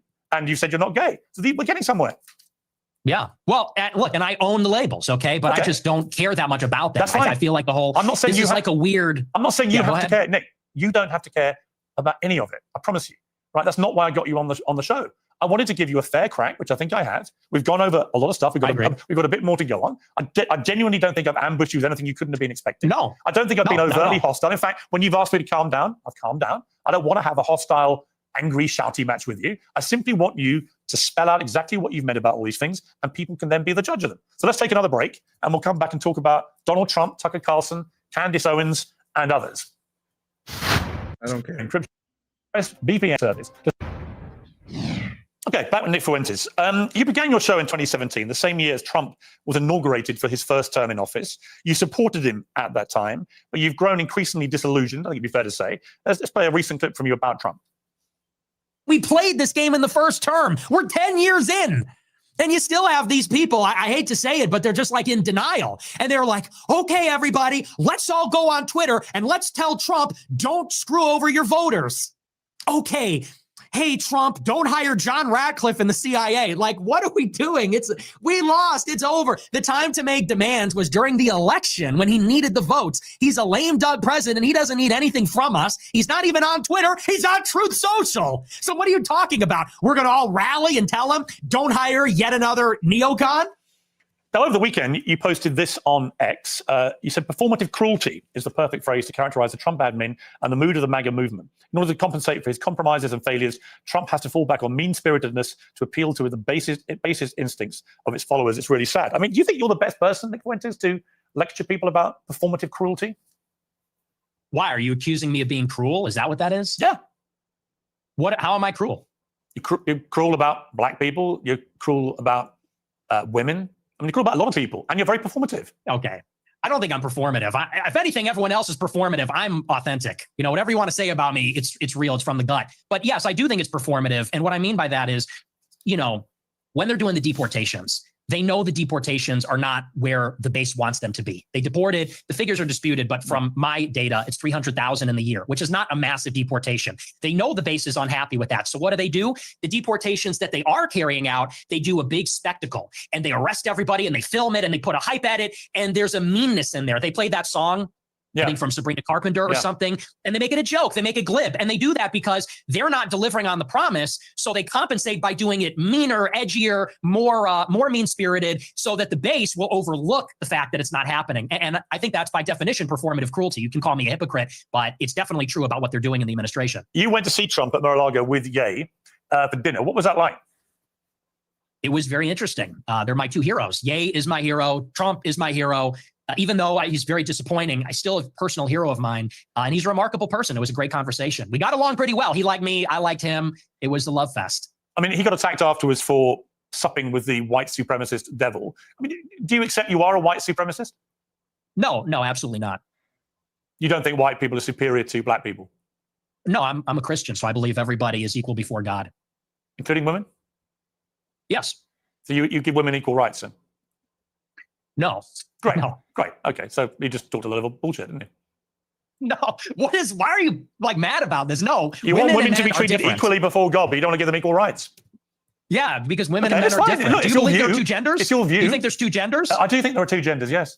Okay. And so you mean there's distinction. There are two distinct genders. I think we should all have the same rights to... Well, if they're meaningfully distinct, biologically distinct, and they have different social and biological roles, I think it would follow that we would treat them a little bit differently in the law. Do you think the Catholic Church's teachings reflect that? I do. Yeah, there's no female priests. Have you ever seen that? Do you think that the Catholic Church thinks all women should be deprived of the vote? Yeah, I think so. No, they don't. I think they do, yeah. You think the Catholic Church position is women shouldn't be allowed to vote? I think so, yeah, no, but I'm not positive. No, it's bullshit. Oh, it should be. It should be. So if you were Pope, that's what you do. You could be Pope because you're celibate. That's true. And I'm also from Chicago, like the Pope. But look, I mean, women, it says in the Bible that women have no authority over men and they can't teach men. And that's why there's no female priests. There's a lot of things in the Bible. I mean, do you think every word of the Bible is sacrosanct? Well, yeah, it's inspired scripture. That's all of it. All of it is sacrosanct. A theological debate. Well, it is Catholic doctrine that women should not lead and teach. I mean, you're not interacting with what I'm saying. Why can't women be priests? They should be. Okay, well, you're not Catholic. That's not a Catholic position. I am a Catholic. Many things I disagree with the Catholic Church. Okay. Well, that kind of is contrary because the whole basis of being Catholic is accepting. It's accepting the authority of the pontiff. You can be a member of a religion and disagree with parts of that religion. Perfectly reasonable. You could be. Well, yeah. I mean, you could say you're an extremist. It wouldn't be true. If you're an extremist, you can't. Obviously, you never deviate. That's just not rigorous. You never deviate if you're an extremist. But even the Constitution's been amended. Was it 27 times? People talk about this sacrosanct document. It's been amended 27 times. Goodness.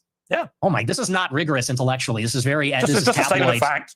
Theology. Okay. But it's fine. Where were we? We were talking about Trump. We got into Trump. You're white knighting for women's rights. On Trump. Well, I think women should have the same rights as you and I. You don't. That's fine. Put on the pink hat, bro. Put on the pink hat. We're waiting. What's the pink hat for? For the march, for the women's march. Are we going to see you at the women's march protesting for women's rights and all that? I think women should have equal rights to men. Period. You carry tampons in case your female friends get a period or something? Like, it's crazy. I'd have no problem giving a female friend a tampon, would you? I don't suppose you've ever seen a tampon, have you? Gross. Absolutely not. You think tampons are gross? Yeah. Full of period blood. Yeah, it's kind of gross. Wow. Are you into that? Oh my God. Sir. And that's when it starts getting into the degeneracy talk.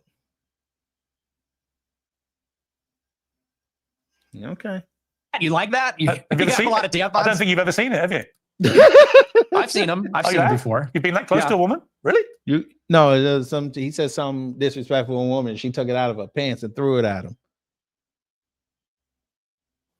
No, I've seen him. Look, I Oh, you know, I used videos? to live with I women, bet so you've I've seen him around the I bet house. you've seen videos. Oh, haven't you you? saw with other What are we doing here, Piers? I bet I've you've seen him around the I house. bet you've seen videos, haven't you?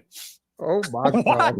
What are we doing here, Piers? I'm not you sure. really hate that. I'm not sure, You're Mick. more impressed that I'm a misogynist than you are about anything. It's Not very really. revealing. I'm actually more exercised about your blatant, self-admitted racism than I'm about anything. But the misogyny runs a close second. Let me ask you about Tucker Carlson, because you had a long sit down with Tucker Carlson, in which he was oddly, I like Tucker. We get on well. I was with him last week in London, but he gave me a hard time, and he gives you. And then afterwards, he was more critical. And then you said this about Tucker. Tucker. He's a handler. He handles people. That's what he does. He's a fucking liar and a handler. He goes around telling people, I don't know anything. I don't know. Oh, I know nothing. I don't even have a phone. I am just a clueless tourist. I just travel to all these countries and, you know, I don't trust him. And I don't care, you know, maybe that alienates me from people in the conservative movement. I don't care. I'm not going to be a part of it. I'm not going to be a party to whatever that is. Whatever that CIA bullshit is, I'm not going to be a part of it. So, you know, now that I've heard enough from Tucker and I've heard enough from other people and I've seen enough, this guy's not who he says he is, not an ally. Stay the fuck away from me. You're weird, dude. You're weird. See, what would have been great is if you'd said that to him when you were sitting opposite him. Well, when I was sitting opposite him at the dinner and in the interview, he was nothing but nice. He was very nice to me and very cordial, and he didn't call me an anti-Semite, and he didn't even press me on it at all. And I thought he would, and I almost wanted him to. He was nothing but nice, and we had a great time. We had a really great dinner, really great interview, and I felt really good about it. And the next week on my show, I said, he really surprised me. He's great. And then every interview he's done since, all he does is call me an anti-Semite. He goes, well, I hate his anti-Semitism, and, you know, I wonder why people like him. And so I just think that's two-faced. So after that experience, it kind of turned me off. I didn't like that, but he's going to do what he's going to do. He's still a nice guy, but I think he's two-faced. What about Candace Owens? You had a sit down with her. She called you out on a few of your more incendiary comments. You've been attacking her quite virulently recently. What's going on there? Well, you know, it's me and her. We're so complicated. We're on and off. It's very passionate on both sides. You know, I think there's this intense desire to be friends, but a frustration where we disagree with each other. There's a rivalry. But I thought we were going to have a friendly conversation, and then she kind of did the same thing. We're going to go on a show during the war with Iran. We're literally in the middle of a war. And she texted me the day before the United States bombed Fordo. And she said, would you like to come on my show? I said, absolutely. I said, is this going to be about Iran? She goes, I don't do setups. I said, yeah, let's do it. I come on the show, and then she's like got this weird hostile demeanor. She's doing the clip thing. Then she puts it behind a paywall. It was ridiculous. So that really was not nice. And then I think this whole Charlie Kirk. Yeah, it was on fucking X. Okay. All right. Kirk thing, I think she's gone insane. I think she's absolutely lost her mind. So I feel sorry for her husband. What did you feel when Charlie Kirk was assassinated? Where were you when you heard about it? I was at my house, and a friend of mine who was actually at the event texted me and said, Charlie got shot. I said, who? He said, Charlie Kirk. I said, oh my gosh, that's terrible. And honestly, it was devastating. I didn't like Charlie Kirk at all. And we had an intense rivalry, and he hated me.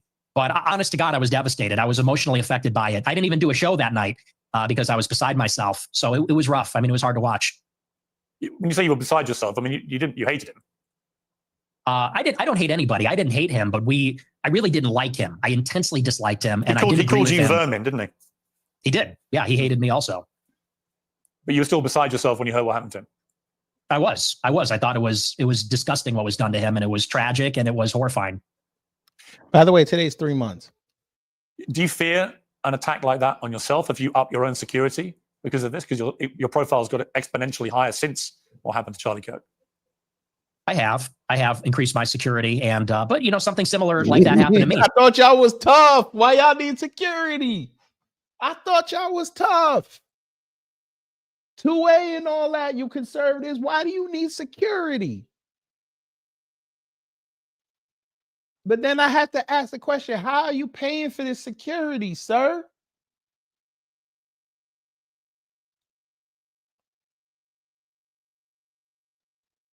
Yo, fuck nuts. Can we get that answer? I actually do the mathematics. Yeah. Math don't lie. How are you paying for this security, sir?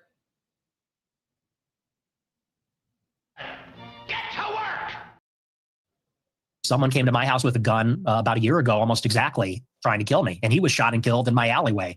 So I've had increased security for a while. It's a bad time out there. And I do believe it was a left-wing person that killed him. I think it was a left-wing person that tried to kill me. So yeah, I take it very seriously. Elon Musk said on his X platform that you're a Fed. You're a paid hire of the government. Is that true? No. 100. You've never worked for the government in any capacity. I've never talked to federal law enforcement. And actually, I've testified to that fact under oath when I was subpoenaed by the Congress. People leave that part out. But I got subpoenaed, I think, in January 2022, I think it was. And I was deposed by the subcommittee, the House Select Subcommittee on January 6th. And they asked me, did you speak with any federal law enforcement? And under oath, I said, no, I've never had contact with them. I've never turned over devices. So no, absolutely not. There's been footage. Motherfucker, you talk to the government and you... Okay, so you talk to the government, but you want to fight that you're not a Fed. Okay. Even Piers got to be like, this motherfucker dumb. Just come out again this week. This is you at the January the 6th riots. Let's take a look.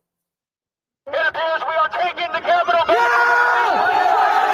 We're taking the Capitol building. Oh. You said it. It appears we are taking the Capitol building. We're taking the Capitol building. Keep marching and don't relax. Never relax. Break down the barriers. Never relax. The police. This Capitol belongs to us. The police are evacuating the Capitol. Politicians don't relax. Story out of the people's house. So you're heard there shouting down your loud hailer, break down the barriers and disregard the police. The Capitol belongs to us now. What did you mean by that? I think it's pretty self-explanatory. The Capitol belongs to the people. Disregard the police. So you don't support law and order? No, I support law and order. But on that day, the police were brutal. The police killed somebody, Ashley Babbitt. And, they were throwing people off of the raft. Well, in that vein, it sounded like he started and Michael Burr said what he said and his gun said what he said.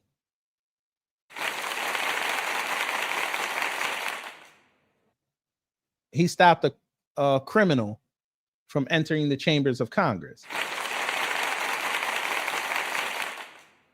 I don't understand what the problem is. Y'all should be mad at the two white boys that pushed her through the window. Why they get no smoke? I know why. Because she was a woman. By the way, screenshot number 9. They killed multiple people. So when disregarding the police is the first step to anarchy, isn't it? Well, I think the first step to anarchy is when the government rigs the election, which is what happened. That is when the government loses its legitimacy and its enforcers, consequently, do also. Well, the government didn't in 2020. There's no evidence the government rigged the election. You know that. You're a bright guy. Well, let's talk about it. You want to talk about the election of 2020? Yeah. I think Trump lost it fair and square. I think he fought the wrong argument about the stolen election. I've said to him, to his face, I agree. The argument he should have said is that the deliberate suppression of things like the Hunter Biden laptop scandal from the media, by social media, by big tech, was actually a deliberate attempt to subvert the result of the election. And that's a much better argument because it's undeniable. When the New York Post that had that exclusive were basically shadow banned off all social media for the 2 weeks before the election, that was an absolute disgrace. And if I was Donald Trump, I would focus on that as being my main argument that election was slanted against him. When he goes off into saying that there was widespread rigging and voter systems were wrong, we've litigated all this now through various court cases, various Republican. And Trump also forgot to mention that every election, there's always some wonkiness. There's always some machines going down. There's always some bullshit. It happens every time.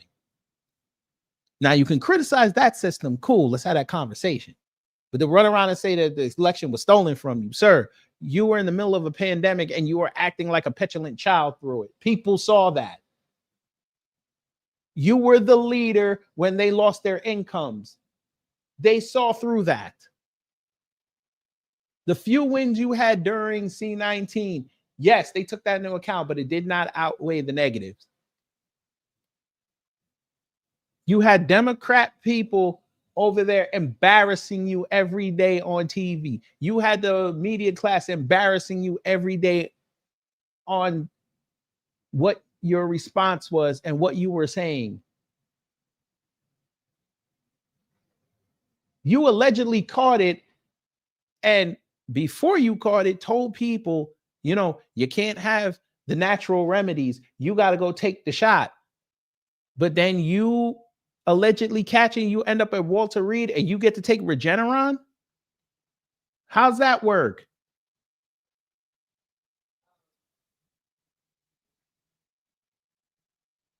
You did not play that well. When you had those, when you had Ahmaud Arbery, Breonna Taylor, George Floyd, all you had to do was say, listen, I understand we're going through a lot right now, but we need to come together as a nation. You didn't do that. Everything is about China, Kung Flu.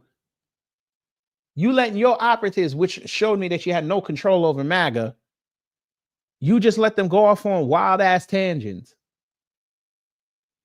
And all you're doing now is kowtowing to them, say, hey, go get Chauvin out of prison. That's what y'all care about. Y'all care about clicks. You don't care about this economy. You don't care about this country. And now he's showing it to y'all. He's over there putting all his money and his eggs over there in the Middle East. He don't care about y'all.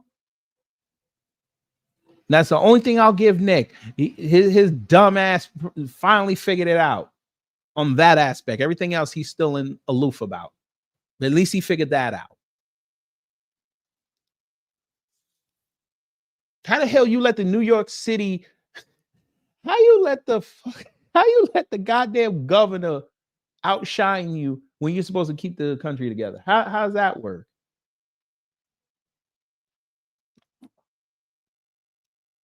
You got it though.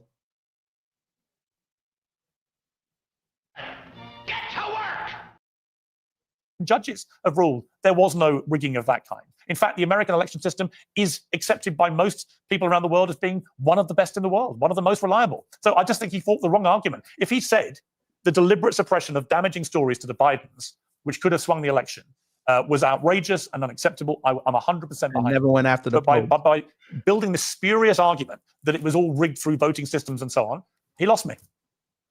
Well, I agree about the voting systems, but you know, when they went into the machines, I think that was ridiculous. However, what has to be accounted for is that in 2016, 35% of the votes were cast by mail. By 2020, it was 70% because of the pandemic. So you doubled the amount of votes that happened by mail. They called it in-person early voting. They called it a variety of different things. And the other thing that they changed is they solicited the mail-in ballots. So they sent ballots to people's houses. And once you do that, I mean, you have absentee balloting normally, but it's a process. You got to give your social security number, your ID. They send it to you. There's regulations in place. This is an election where they double the amount of mail-in votes, and they sent ballots to people's houses. And when you do that, you break the chain of custody. So they send the ballot out, and then they tell people return it at a 24-hour ballot drop site that's unsupervised. There's thousands of them, and they're going to hope that all the ballots that find their way into these drop boxes were filled out by the person that the ballot was intended for. And I know that didn't happen. I'll tell you why. My uncle has been dead for 26 years. He got a ballot in 2020. It was mailed to my parents' house.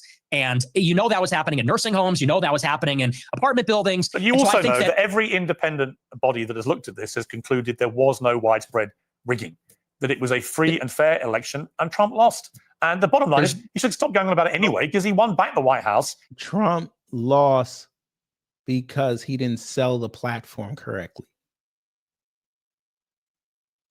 He didn't sell the second administration. He didn't sell it. He played right into the Democrat hands. Every mistake they capitalized on, and he had to sit up there and explain it. He should have sold it. But he's too much of a narcissist. He got to be right. He got to look like the smartest person in the room, and it capitalized off of it. And it should suck for y'all as MAGA to lose to Joe Biden.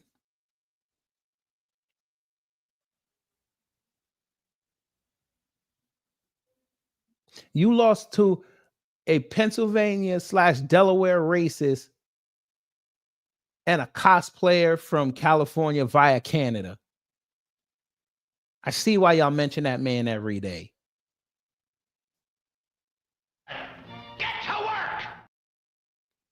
in 2024. Like okay, well, as you have been so keen to tell me, move on, right? No one wants to look back too far. That's a separate argument. I mean, you can say that he should stop talking about it, but whether it was rigged or not is actually relevant to what happened on January 6th. Because what happened on J6 is people were outraged about it. People were furious that, by the way, there's never been an independent ballot audit in all the states where there was alleged to be rigging. That has not happened. And certainly it did not happen up until January 6th. And people said, this is ridiculous. They're stealing it. You know, no, if people, honestly, if either you or Donald Trump or anybody else wants to show me, I said this to him when I interviewed him last, you know, if you show me the actual hardcore, incontrovertible evidence, then great. I've never seen it. Joe Rogan asked him. He didn't produce it with Joe Rogan. It's just never been produced. But look, I don't want to labor the point on that. So I suppose a more interesting question now, as your influence rises in the conservative movement in America, and there's a lot of splits going on amongst MAGA over a number of issues, and about you, and you know this, is your split with Trump irrevocable? Do you feel now, as we head towards the year of the midterms, that it's time to now look to who his successor will be, and who do you think that person should be? Well, it's not irrevocable, but I am very pessimistic about this administration. And succession is something that I've been interested in for as long as I've been doing this show. And I think it's very clear that they are grooming J.D. Vance to be that successor. And by they, I mean Elon Musk, Tucker Carlson, Peter Thiel. There seems to be an organization that was put in place roughly around 2022 when Peter Thiel was very active in the midterm elections. He spent, I think, over $30 million, $15 million for Vance, $15 million for Masters, spent a lot of money in a lot of other congressional races, trying to unseat the Republicans that voted for impeachment in 21, and also building out a media market, building out a patronage network, funding things like Passage Press, Sovereign House, a number of other projects to create sort of like a self-contained media ecosystem. And Vance is clearly the selected nominee. That is who. And y'all don't see that's a problem. They're going to force you your candidate, and this idiot. Shout out to him for figuring that out. But for the rest of MAGA and the GOP and the Republicans, y'all haven't figured that out. They're giving you your candidate.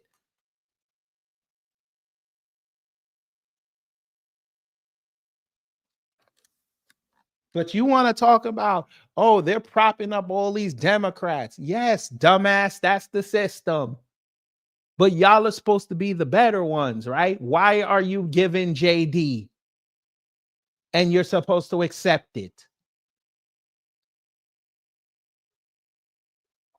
Again, I'm going to tell you, GOP, the only way you're going to keep the White House and maybe get to keep the Senate and the U.S. House of Representatives, the small little margin you got, is you better run DeSantis. If you run JD, you're going to lose. All they have to do is go convince Andy Beshear out of Kentucky to run. He runs. JD is going to get destroyed. He's next door to that man.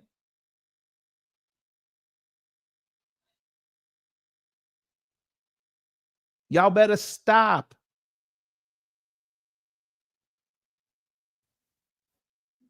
The interests want, and they've been pushing for him very strongly. So I think he's the heir apparent right now. There's a forceful push. I've heard good things about him. I've heard bad things about him too. And where I think it needs to go is, Wallow, if he, the Satan and Andy Beshear would go to a runoff.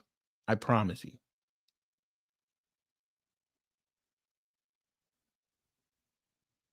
You want to revive the faith of the elections in America, you better run that race. But we know they're not going to do that. The GOP going to want to run DeSantis and somebody that's not within that Washington establishment, and them folk ain't going to go for it. They going to want JD, and they're going to force JD on people, and it's going to force people to say, you know what, I'm not feeling this, I'm staying out of it.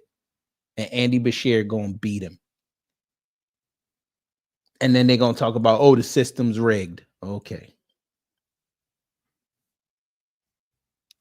Correct, Janice. He is vile. But he's their only hope. And they know that. But they're so committed to JD because they don't want to piss Trump off. Trump leaving in January 2029. He ain't going to care at that point. That's why they're hiding JD now. All that bullshit he pulled this year, they got to get rid of that so they can go in 2026 fresh, because they're going to send JD out there to talk for the people running for governorships. And if he go to Florida, I see him getting booed.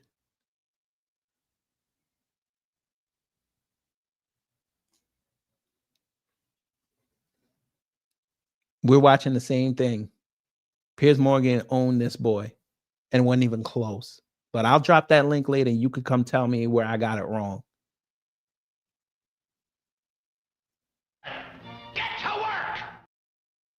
I think we need to return to the message from 2016, what Trump said in the first election, which is we need to drain the swamp. We need to get the money out of politics, the super PACs, the special interests, put America first in foreign policy and the wars, close the border and deport the illegals, and reindustrialize America, bring back manufacturing, bring back jobs. We're in this Cold War with China. We need America to have productive capacity again. We need. You don't have the leverage.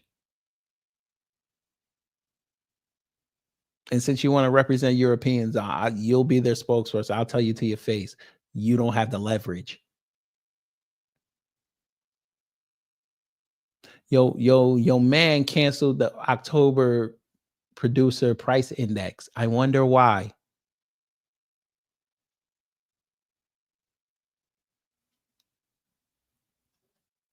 America to have wealth. So I think whoever is going to bring us back to that, that's who I'm going to support. And I haven't seen enough from Vance yet. You called JD Vance's wife a Jeet. What does that mean? Jesus. It's a slur for Indians. Why would you use that? Well, you want the honest answer? Because you're a racist? Nice. No, there's actually a different reason. Go ahead. The reason why I said that, if you watch the whole show, did you watch that whole show? By the way? No, but you've admitted you use that slur. I'm just curious why you would use that about a woman with her I'll heritage. tell you, there's a really important reason why, and this is why context matters. If you look online at the people that are supporting JD Vance the most, they are racist. They're racist also, let's say.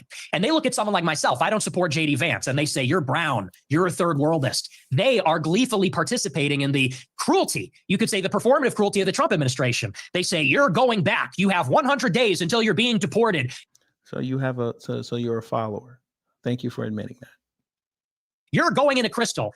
And then they tell us to vote for JD Vance. And so all I did on the show is I said, you have basically racist chuds that post memes about Indians all day on Twitter, memes about third worldists and Palestinians even. But then they want to turn around and support a guy who has said on Twitter, how dare you say I'm racist? I have non-white kids and I'm in an interracial marriage. And all I said is I just said that's a little ironic. I said that's hypocritical. And Vance is going to have to explain to all of his supporters who have gassed him up as the real mass deportation candidate. He's going to have to explain to them what's going on with that. What is with the contradiction? Because and you don't feel any accountability for the millions of young people that will hear you use that slur and think it's fine to use it.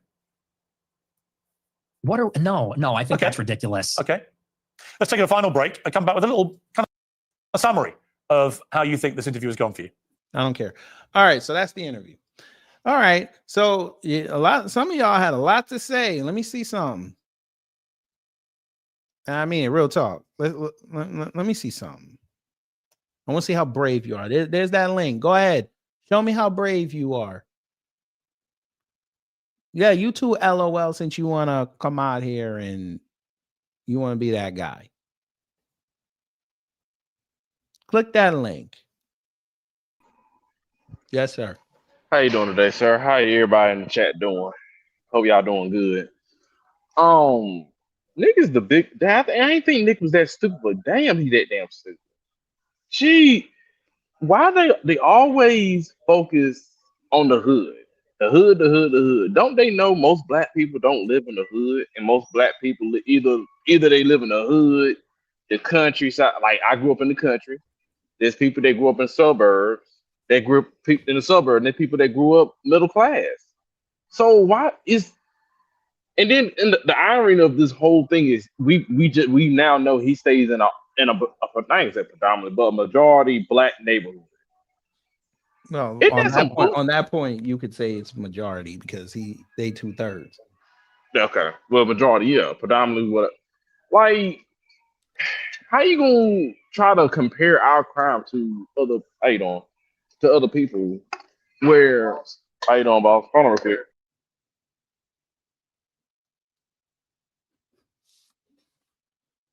Come on, you cowards! Since y'all want to always talk, I'm giving you the opportunity to talk. Show us how we got it wrong.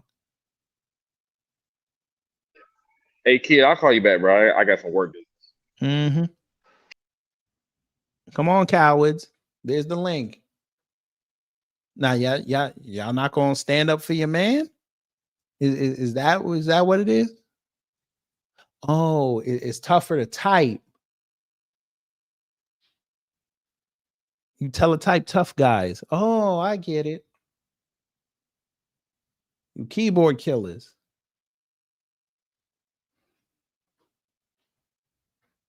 You QWERTY Quasimodos. Y'all can't be this scared. You do know Fuentes got his ass whooped, right? Badly.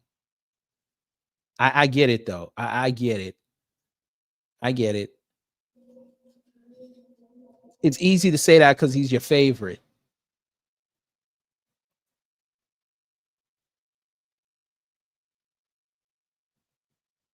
He didn't have to tell Piers Morgan he was a virgin. He didn't have to say nothing. He brought red pill talking points to someone who don't know what that is.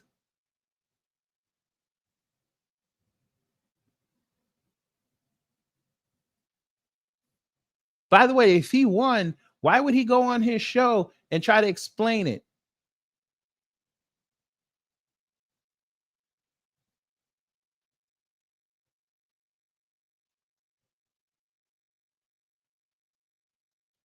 We understand, though. We understand. Sorry about that, sir. Yeah, it's funny that y'all always got to go back to work in 5 minutes. Oh, it's always. always 5 minutes. You sat here for like 30. No, I sat for like an hour. So ain't no 30 minutes now. 5 minutes. 5 minutes to do what? Nothing. But no, Nick. Who told you that? Wait a minute. Hold on. Sir, abstain from what? Smashing? Then every Catholic needs to renounce. That's exactly what I'm about to say. Man, don't even go there. Wonderful, I'm black and I'm sexy. What's your problem? You better get back to that 5 minutes.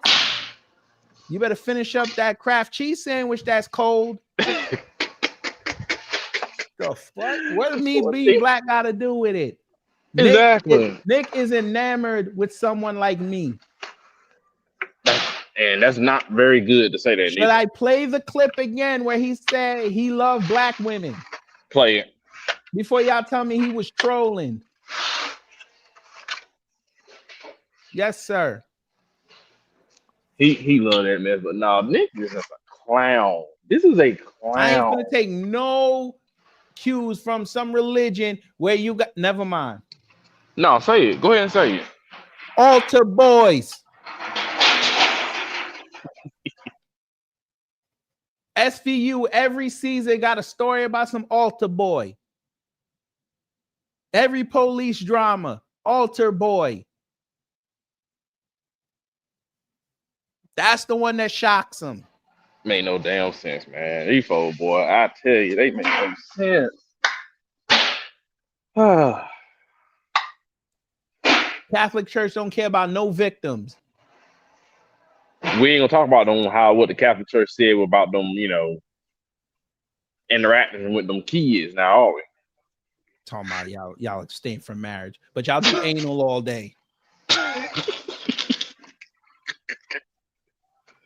Oh yeah, I had a girl who was Catholic told me they don't believe that you can have an abortion until it's like 18, something like that, some crazy mess like that. Who the fuck told y'all that? It was some Catholic girl. She was like, she said she don't believe you should have kids at as a child or nothing like that. She was like, after 18, you should take care of that child. She was like, I don't believe you should have abortions. What causes more harm to children? Catholicism, sir. You want to know why it causes more harm? Because you're putting nature into a bunch of people that don't know no better. And not every black youth is in a gang, sir. I know. I grew up black.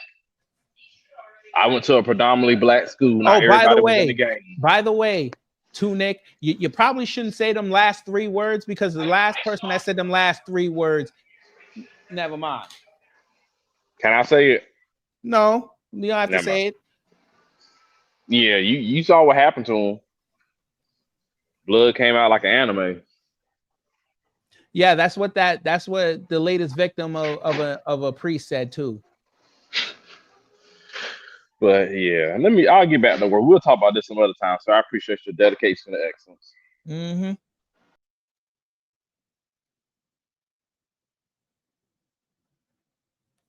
Why don't white violence kill Charlie Kirk? Y'all need to stop worrying about black people.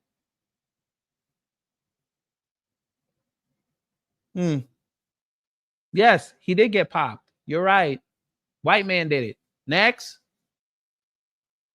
Sounds like y'all are very violent. You're probably better off bringing up Malcolm X. Too late now.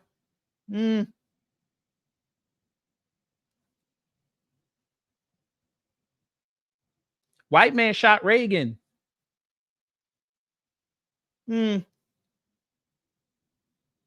White man shot at Trump.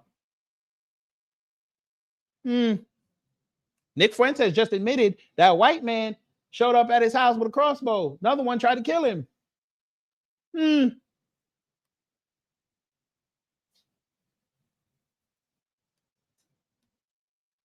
Luigi Mangione.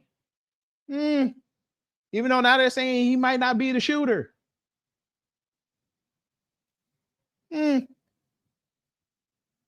White man just laid down 4 cops about a couple months ago out there in Pennsylvania.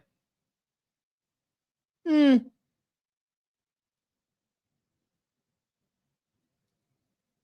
would stop worrying about black people.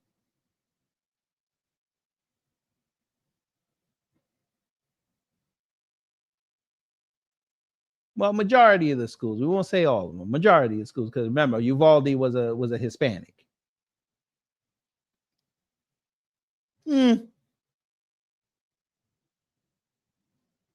Y'all worried about black gang violence, but praise Al Capone. Where we do that at?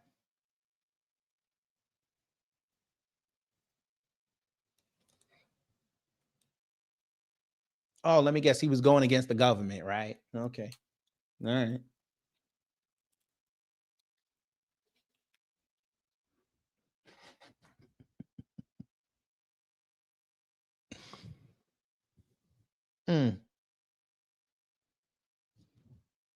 What about, if you talking about old dude down there in Louisiana, there you go. Oh, he's white, so he's allowed. No, he was Italian, and before a certain year, you guys didn't designate them as white. You designated them as Negro. Oops.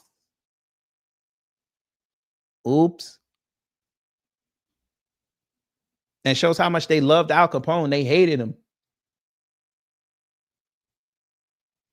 They did everything possible to go get Al Capone, which set up the modern day, how should we call it? Government surveillance system.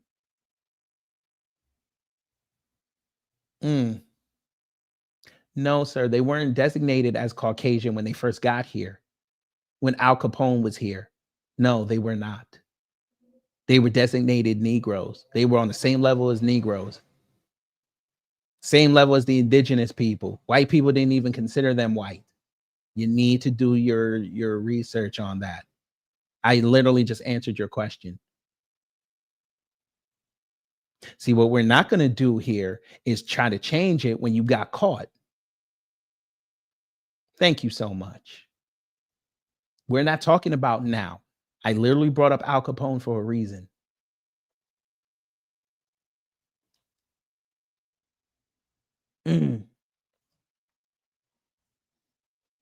Just like they let Irish people in. They didn't consider Irish people white. No, they didn't.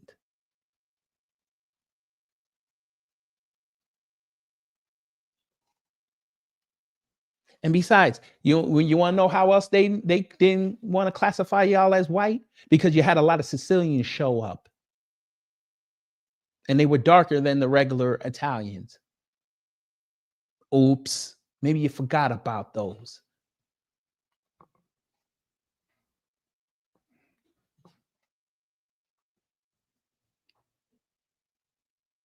Oh, and by the way, your government loves you so much now that when you write down white, they ask you which part.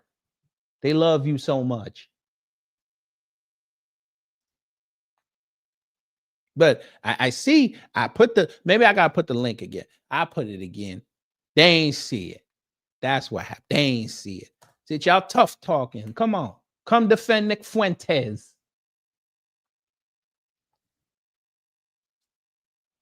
Of course, you would think that Piers Morgan got wrecked just because y'all found out he a liberal. Nick got owned. And the fact that y'all still sitting up here saying that this is the epitome of the right wing. I can't wait till I do this video, fam. I can't.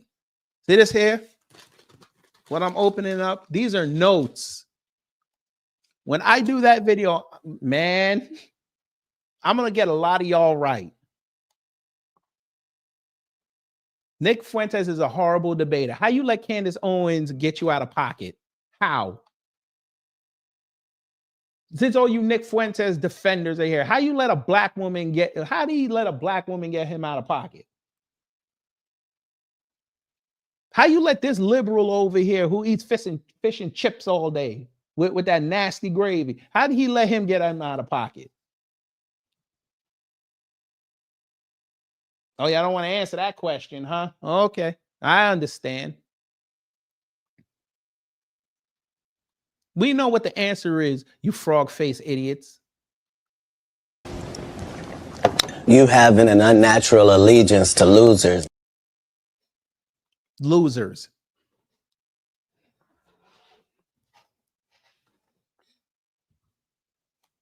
You're starving for a real male, in Nick's case, more than one. And you haven't found it. You find losers. Sir, click that link then. Click it. Click it, clown. I know you won't. Because like your leader over here, you're a coward.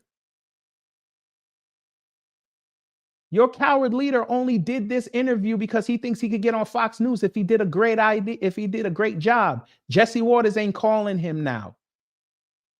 Rupert Murdoch's son put the kibosh on this. He ain't getting on there.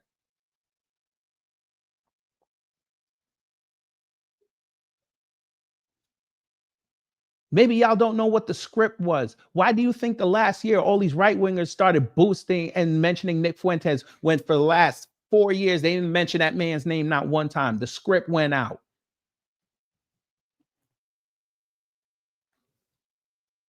That's my point. You're a loser. And you just proved it.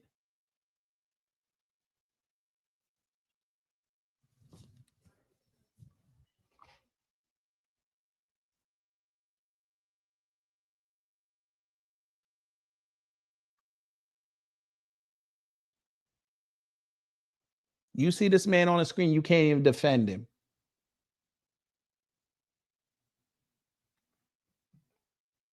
It's sad.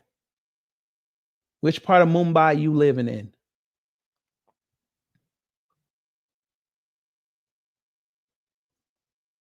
He's not from Germany. That's a Indian bot.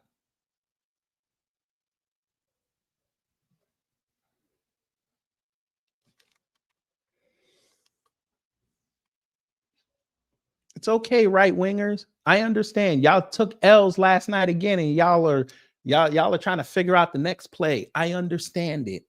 You took a L in Miami. You took an L down here in Georgia. Now y'all putting up that redistricting map. Y'all are praising you're getting 2 extra seats in Indiana, a red state. That's what y'all praising. Y'all got the goddamn Muslims down there in Texas about to take that shit over. But you want to worry about a black kid who stabbed a white kid for putting his hands on him, which his brother, by the way, we covered it, admitted that he did it. So that's self-defense. That's what y'all are worried about. You're worried about somebody giving out cinnamon rolls in a mall. By the way, since we have to say it,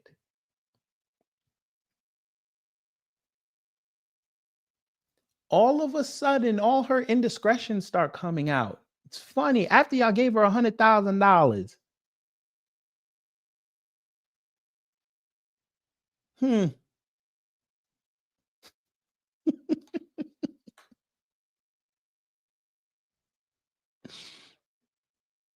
Maybe we'll start off the new year with another racist. You'll give her another 300,000.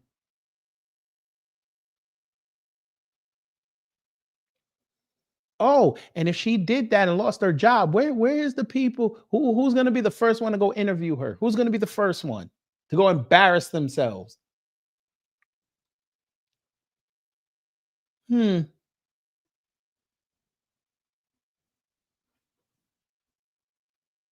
Maybe it'll be Tatum Tots. Y'all love that little crash out victim. Maybe he'll be the one.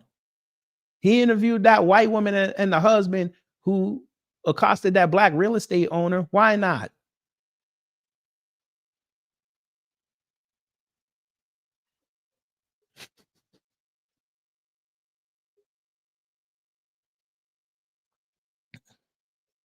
Talking about boycott Cinnabon. Y'all don't even go to malls, so why are you boycotting it?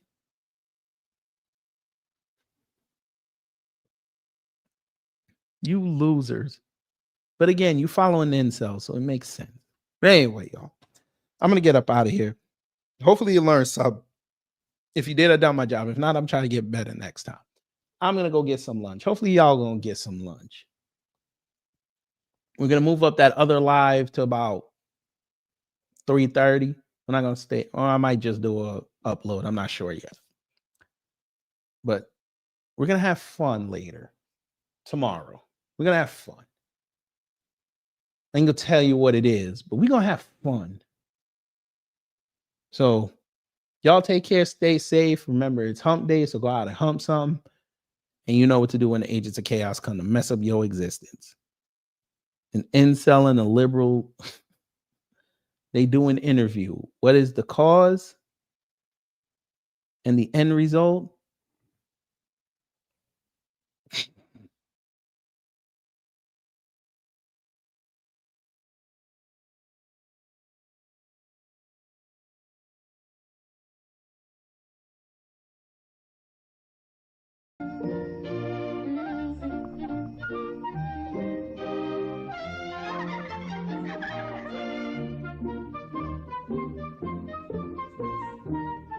Oh, here it goes!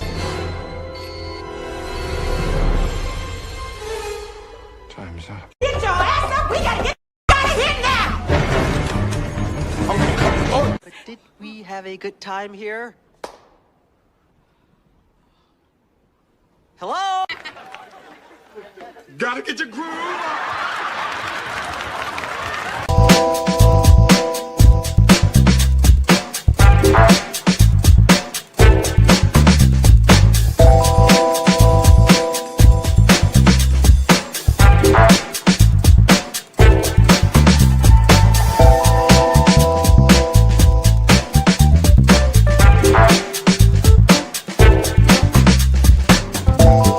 At the end of the day gotta end.